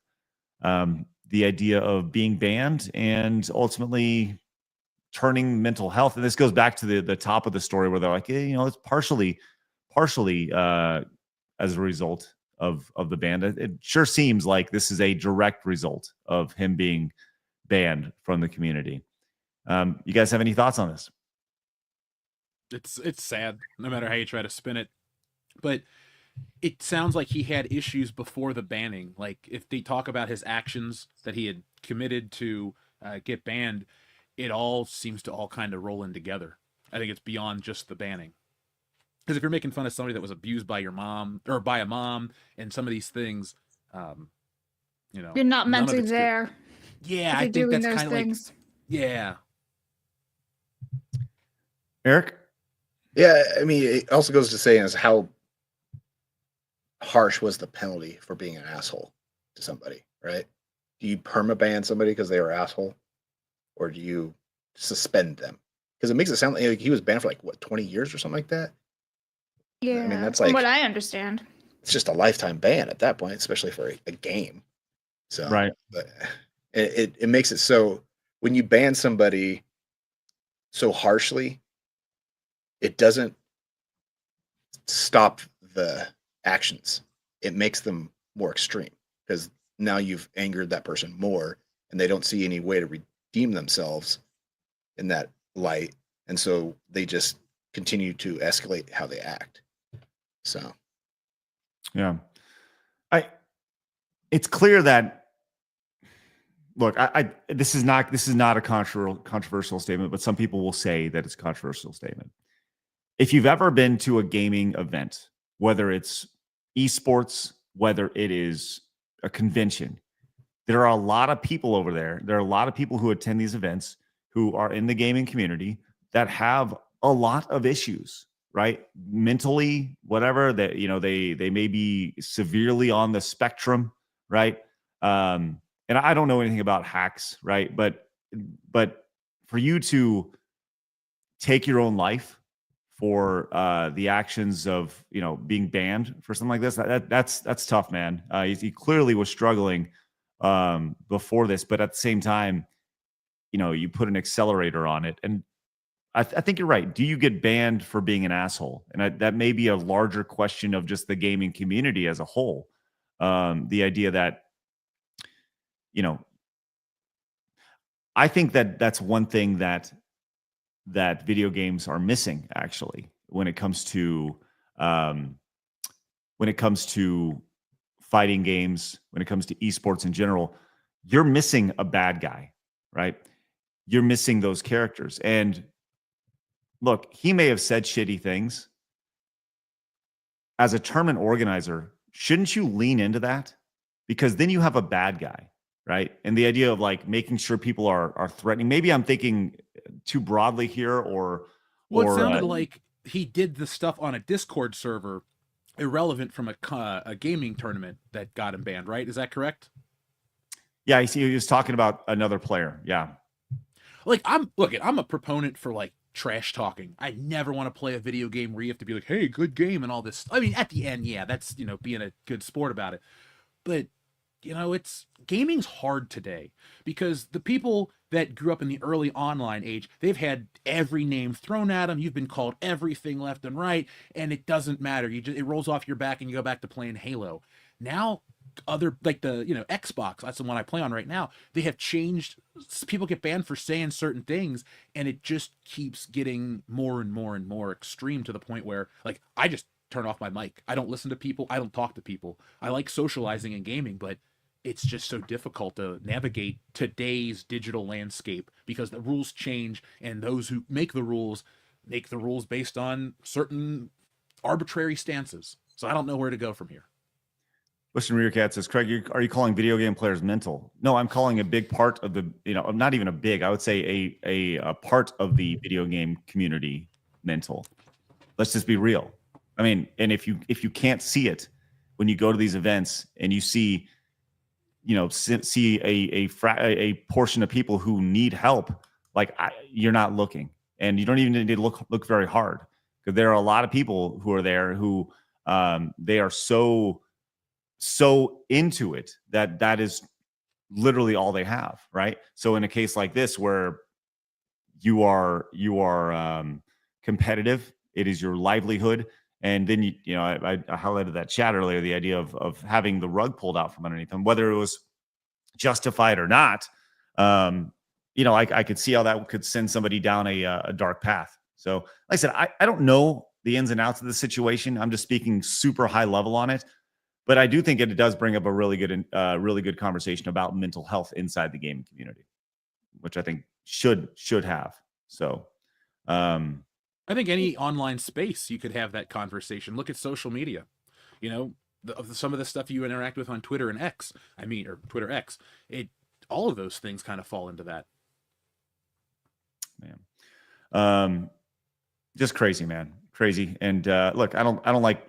Somebody said in the chat that suicide is done by one person, unless you got Dr. Kevorkian on your side. But yeah, I totally get what you're saying. You know, he made that decision. If that's the case, we don't know, right? To be clear, we don't know, but he made that decision, and ultimately that is something that his family and ultimately the Smash community will have to deal with. The GoFundMe is currently sitting at almost $33,000 here. So that's interesting. So anyways, rest in peace, that dude. Rest in peace, the Smash community, because I think that's one of those things where you have somebody who is prominent in your community die like that. It hurts. It hurts the entire community. It hurts the reputation of the entire community. And, like we don't talk about the Smash community very often at all on our show, but it puts eyes on other things, and issues like that. So we'd love to hear your thoughts. Let us know down in the comments. Anonymous says, the Nintendo plane looks like a Boeing. If it's a Boeing, it ain't going. I'd fly Airbus. Thank you so much, Anonymous. Still Strike says, if it doesn't have a female pilot, I'd try it. Thank you so much. That's like a shit take. I'm just saying. It's a joke. Wow. I hope so. Anonymous Gamer says, unless the Switch 2's Joy-Cons are drift free, I'm getting mine tablet only. Miku says, get technicals on. The YouTube channel Technicals has documented this. Okay, that's what you mean, Technicals. Thank you very much. Smash tournament TOs are notorious for being corrupt a-holes. Thank you, Miku. You obviously have strong feelings on this. John says, not sure if you talk to him, but you should try to get Technicals on about the hack situation. Blabs, see if we can get him on. I don't know what our schedule looks like for the rest of the week, but maybe we can get him on for 20 or 30 minutes to talk about this, because it seems like something that people are very intrigued by. Tin Rabbit with the ones that sportsmen and women get blacklisted and banned for bad behavior. Gamers have to be treated the same. Interesting. See, my thought of that went to when he mentioned the people getting banned for bad behavior. I think of like the UFC, right? And UFC and Dana White, how he has people who are like openly racist, right? That say the dumbest fucking things, and he lets them. Because at the end of the day, don't you want to see these people get their shit kicked in? Of course you do, right? People will pay to see somebody. They are the bad guy. Don't you want to see this person that is a fucking asshole lose? Of course you do, right? That only adds to the competitive element of it. So, just curious. Mercenary says, banning people for trash talk is never justified. All right. Blabs, you said we need to go back to your plane talk? We kind of do, just for a couple seconds, because that's wild footage.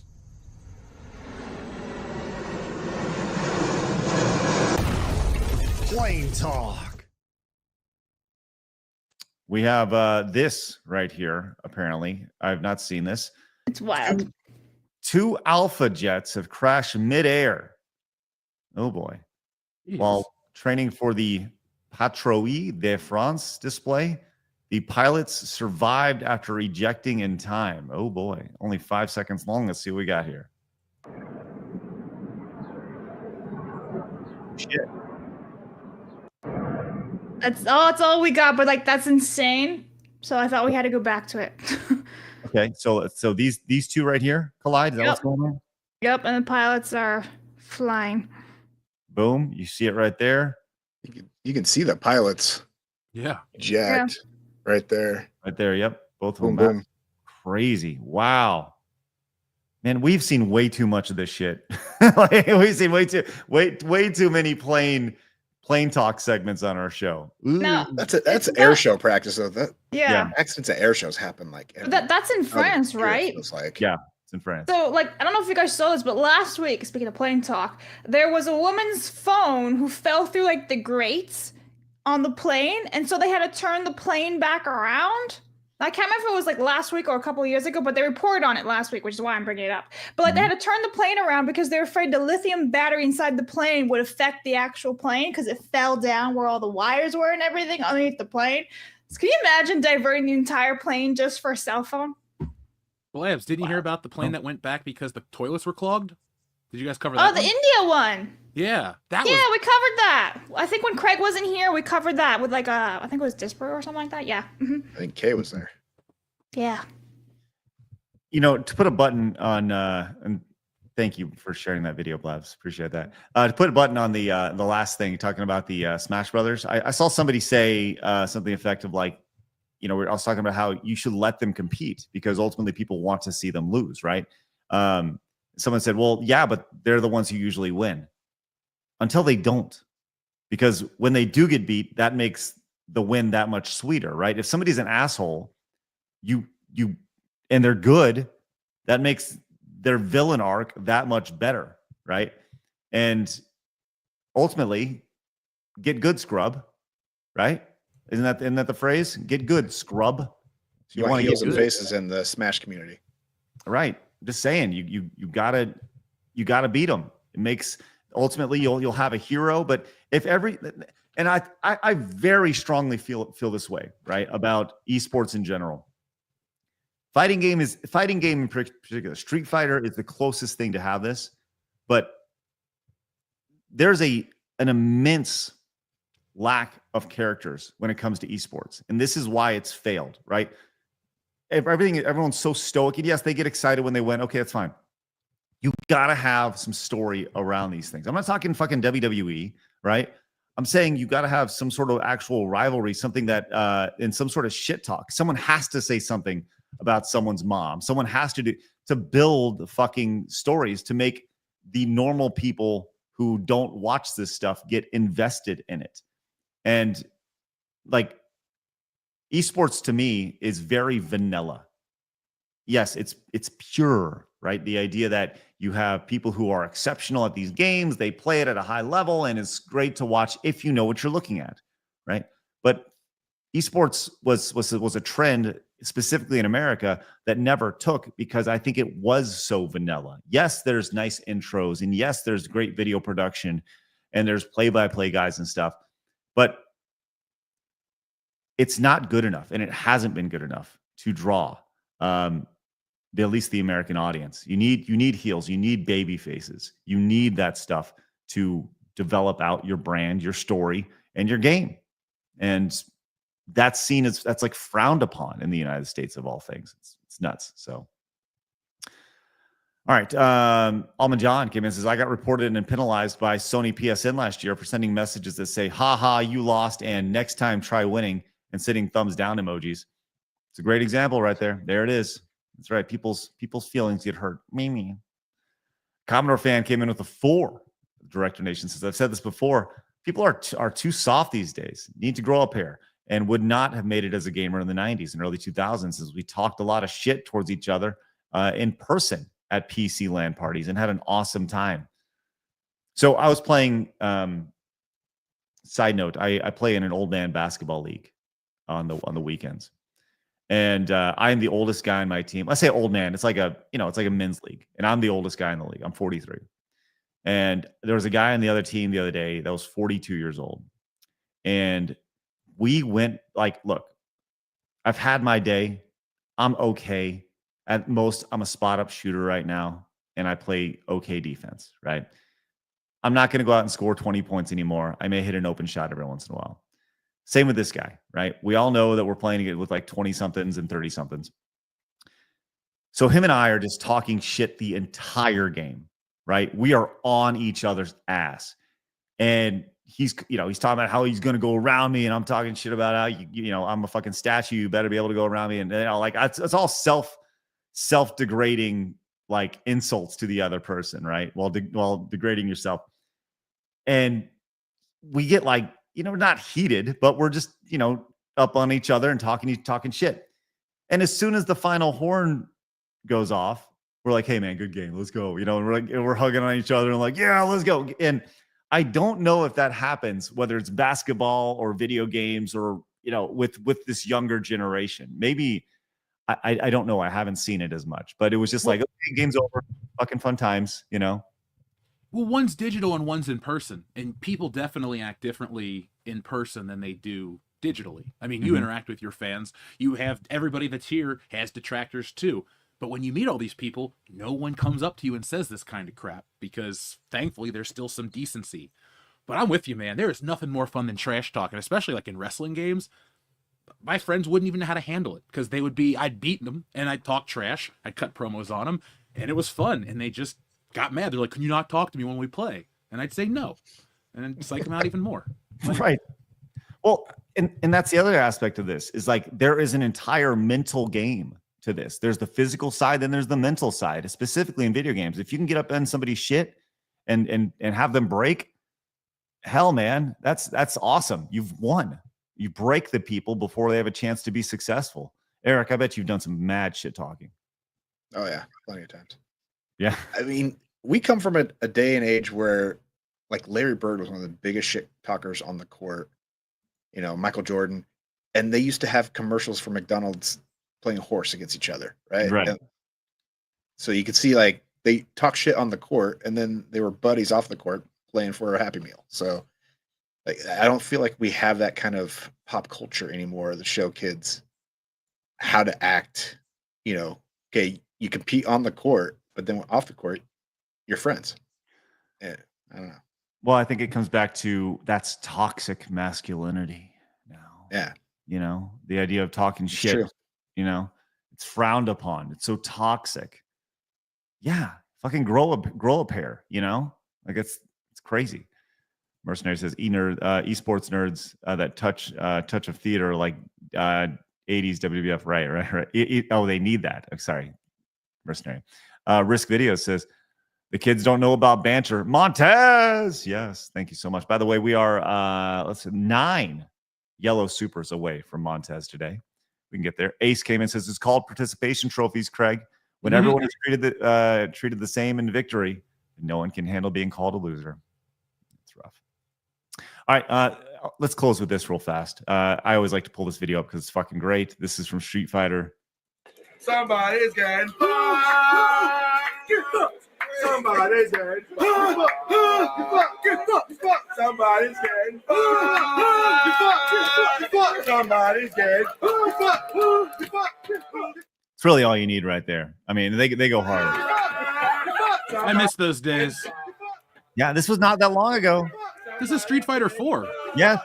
This is 08, the earliest? Yeah. It's great, man. It's great. Oh, they got a Look at how much fun they're having. So good. So good.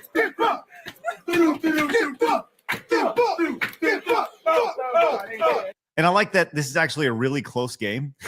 When you look at it, like nobody is getting fucked at this point. It's just really fucking fun. So anyways, great time. Only rule of thumb is don't touch the other player. Like, you know, that was our one rule. Like talk shit, but like if a group of people are like, don't touch anybody because it'll throw it off.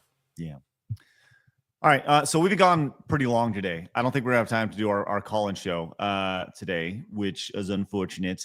Sorry about that. But I did want to get to this Assassin's Creed stuff. But before I do, Delta came in with the 5, says, don't forget that one kid in a Pokemon TGC getting disqualified and temporarily banned for laughing when the judge told him and his competition about respecting pronouns. Thankfully, Nintendo got involved and retracted it. I did not see that story, but that's really fucking funny. Really fucking funny. And it's funny you mentioned that because I just played that video and John says, any reason to share this video, I will share this video. And that is exactly the video that I just shared with you guys. John, I was ahead of you right there. That's good. All right, let's go to this last story about Assassin's Creed Shadows. Now, we've seen this game publicly by Ubisoft. It says the game has seen 2 million players. Now, we don't really know what players means. We don't know what the sales data is, but they've said 2 million players here, which players is a lot different than actual units sold. We know that because the game was given away for various reasons. People got it as a part of Ubisoft Plus. And yes, there were people who bought it on Steam. There were people who picked it up on PSN and obviously Xbox. But we have this article from IGN. And Blabs, you pointed this out on social media about this. What about specifically about this title threw you off? A title is supposed to be short and snappy, and that's a paragraph. It made me laugh. I was like, what is this? It says, don't compare Assassin's Creed Shadows launch to the perfect storm Valhalla benefited from. Ubisoft internal email says, compare it to its origins, Odyssey, and Mirage. Like, what the hell is that, man? That's a freaking essay. That is an essay, not a title. And then the little subtitle, we still don't have a sales figure. It just made me laugh. And that headline is all you need to read. Yep. Yeah. Well, where you don't need to read the article. Well, we're gonna read the fucking article. TLDR. Yes. So we talks about the pressure associated with Assassin's Creed and how it needs to do well, and kind of the rumors of them possibly having creating a second company with Tencent, potentially merging, and how it says so the video game world is watching Assassin's Creed Shadows early performance closely for signs of success or failure. So far, Ubisoft has yet to announce sales figures, but has said Assassin's Creed Shadows hit 2 million players just 2 days after launch, surpassing both Origins and Odyssey.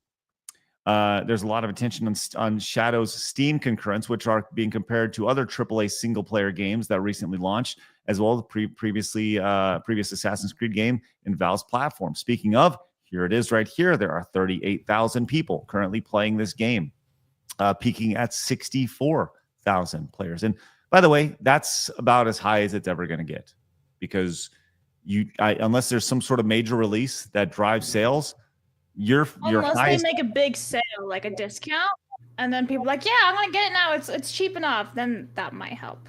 That is true.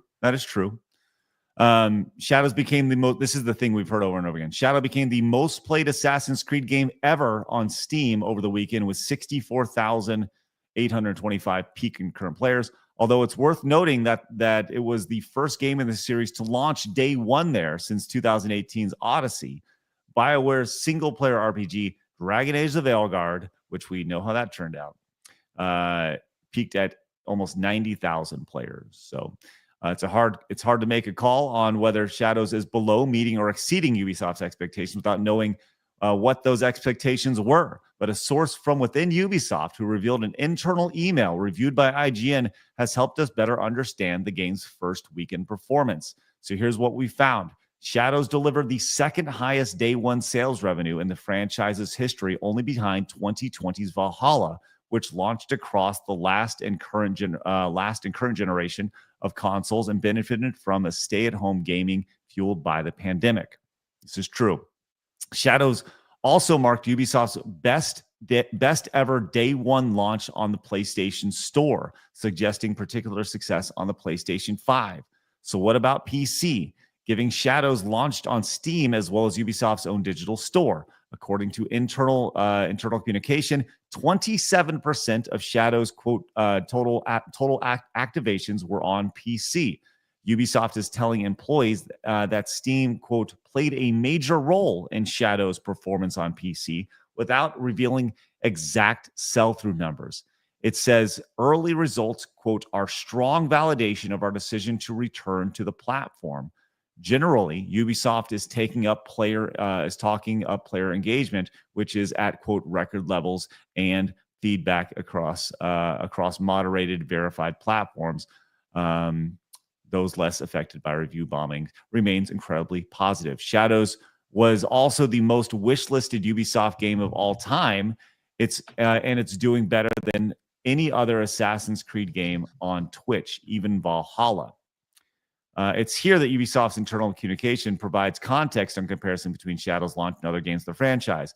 What's clear is that Shadow is not doing as well as Valhalla did at launch, but Ubisoft is saying it's not fair to compare the two because Valhalla benefited from the, quote, perfect storm of pandemic-fueled stay-at-home gaming and the launch of the Xbox Series X and S and the PlayStation 5 in 2020. Valhalla launched under extraordinary conditions in the middle of a global pandemic with widespread lockdowns and brand new console hardware. It was the perfect storm we may never see again. That's why it's more meaningful to compare Shadows to other entries like Origins, Odyssey, and Mirage, games released in more typical cycles. And in that frame, Shadows is already setting a new bar, as illustrated above. Ubisoft also points out that Shadows released in March. Historically, Assassin's Creed launched just ahead of the U.S. Thanksgiving window, which typically boosts sales. It is worth pointing out that this game was originally supposed to launch then and was delayed several times. So let's keep that in mind. Meanwhile, Ubisoft ditched the early access period it normally charges extra with during the games. It's also worth noting that Ubisoft's own subscriptions offering is now available directly on Xbox, which affects sales on Microsoft console and muddies comparison. So, with all that said, internally, they are saying the game is doing great, gentlemen. Your thoughts? We've been following the controversy on the internet the entire time. I feel like this is IGN trying to be a nanny and put people in their place because they don't like the discourse around video games or movies. IGN always thinks of themselves as, like I said, a nanny. They want to tell you what to say and spank you. What does the beginning of that have to do with anything, though, about them wanting to sell off and create a company? Are they trying to act like fans are so toxic that they're selling off a company to China? Because that just sounds like a bunch of excuses and crap to me. But I'm not an Assassin's Creed guy. I haven't bought one since the Pirate one. Since the Pirate one, yeah. Assassin's Creed PS4 Pirates. launch. Hey, a good PS4 launch title. Yeah. Eric, your thoughts on this? I think this doesn't mean anything until we have actual sales numbers. Like, right. What are the actual sales number on PlayStation, Xbox, Steam? How do those numbers compare to the first week of the last? I guess not Valhalla, since we're not supposed to compare it to that, since that was the perfect storm. But every other Assassin's Creed game, like Odyssey. Let's compare it to Odyssey, right? Well, this is interesting because it does sound like, without any numbers to go off of, we're just going off of players and everything. This to me doesn't, and I may be totally off on this, right? But this to me, just based solely off of the Steam numbers, doesn't pass the sniff test. Yeah. You know, when you have, like I said, this is as high as it's going to go, unless there's some sort of major sale, right? This doesn't pass the sniff test at all. It smells like shit. It smells like internal chest boasting of, hey, look at how great we are, which you want to do, I guess, as a studio, to let everybody know it's going fine and let them know that, if you're going to send out an internal memo and go, yeah, hey, everybody, we're fucked. That's not really a good thing, which they clearly don't want to do. But it's just, I feel like this is just internal propaganda. And it goes back to the idea of, how did IGN get access to this, right? Do you feel like this was sent out with the intention of it going to the media to create a puff piece? Perhaps, just perhaps, maybe. If Kotaku was around, they would have went to there. Or if Kotaku was still relevant, I'm sure it would have popped up there first. Right.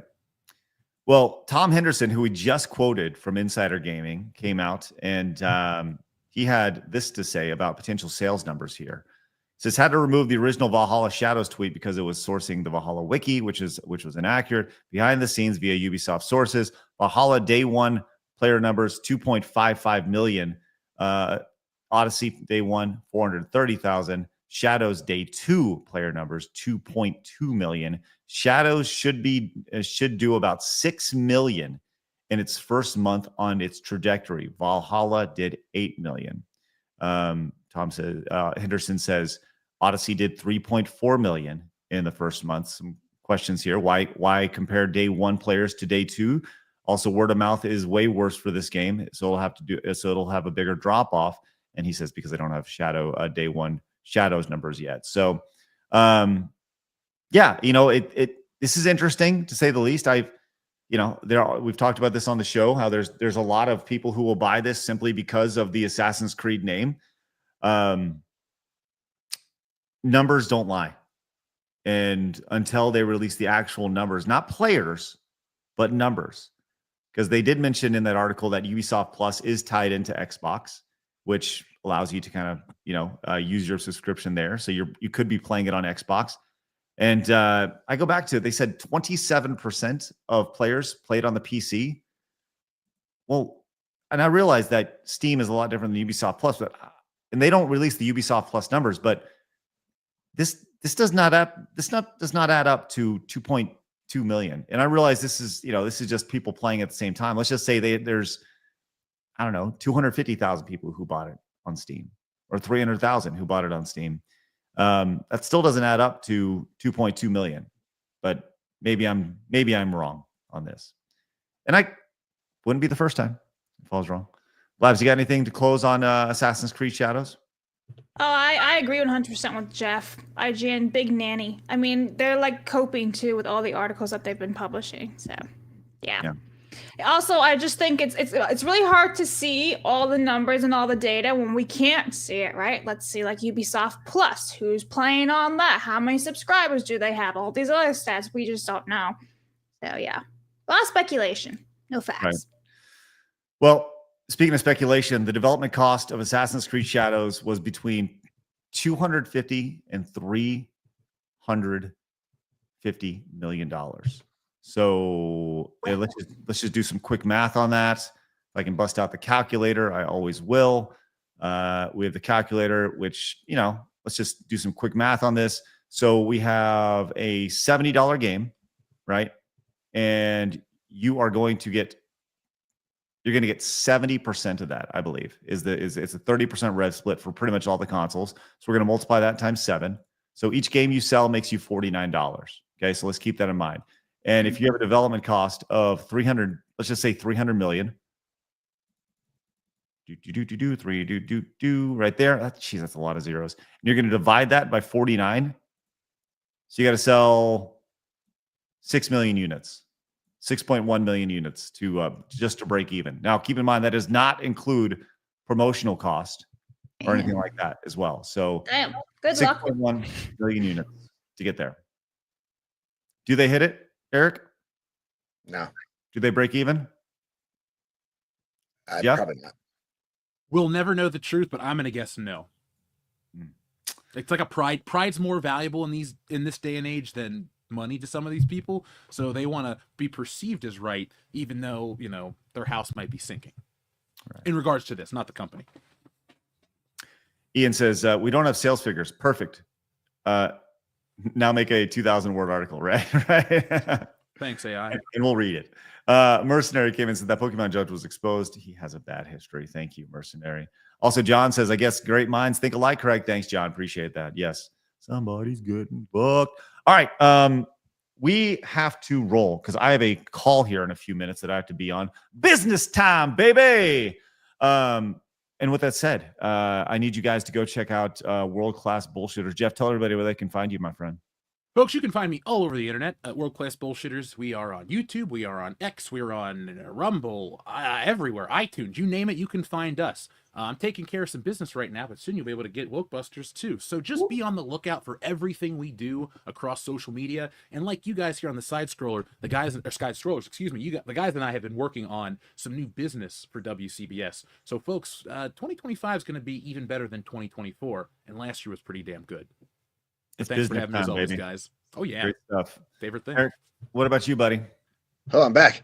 I lost internet there for like 30 seconds. He's back, buddy. I was like, just started saying, you can find us at, and I thought he froze. It was me.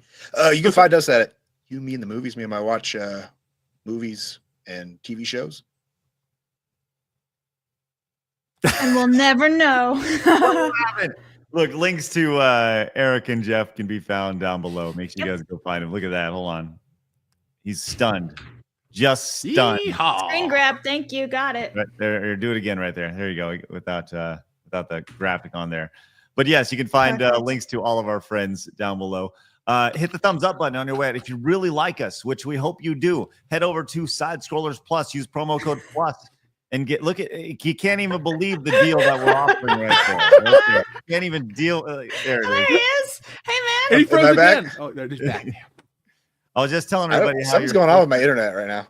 That's okay, buddy. You're now coming through and blistering 240p right now, which is wonderful. So videotape. Yeah, it's good. Well, thanks everybody for tuning in. Appreciate you guys. No post show today, but we'll be back again tomorrow at 11 a.m. Central Time. Who's joining us tomorrow, Blabs? Arch. Arch is joining and he's us. already telling me about his dinner plan, so it's going to be great. Let me tell you this. Arch had a banger of a video that went up. I can't wait to talk to him about that tomorrow. It's going to be really, really good. All right, you guys have a great rest of your day. We'll see you guys tomorrow.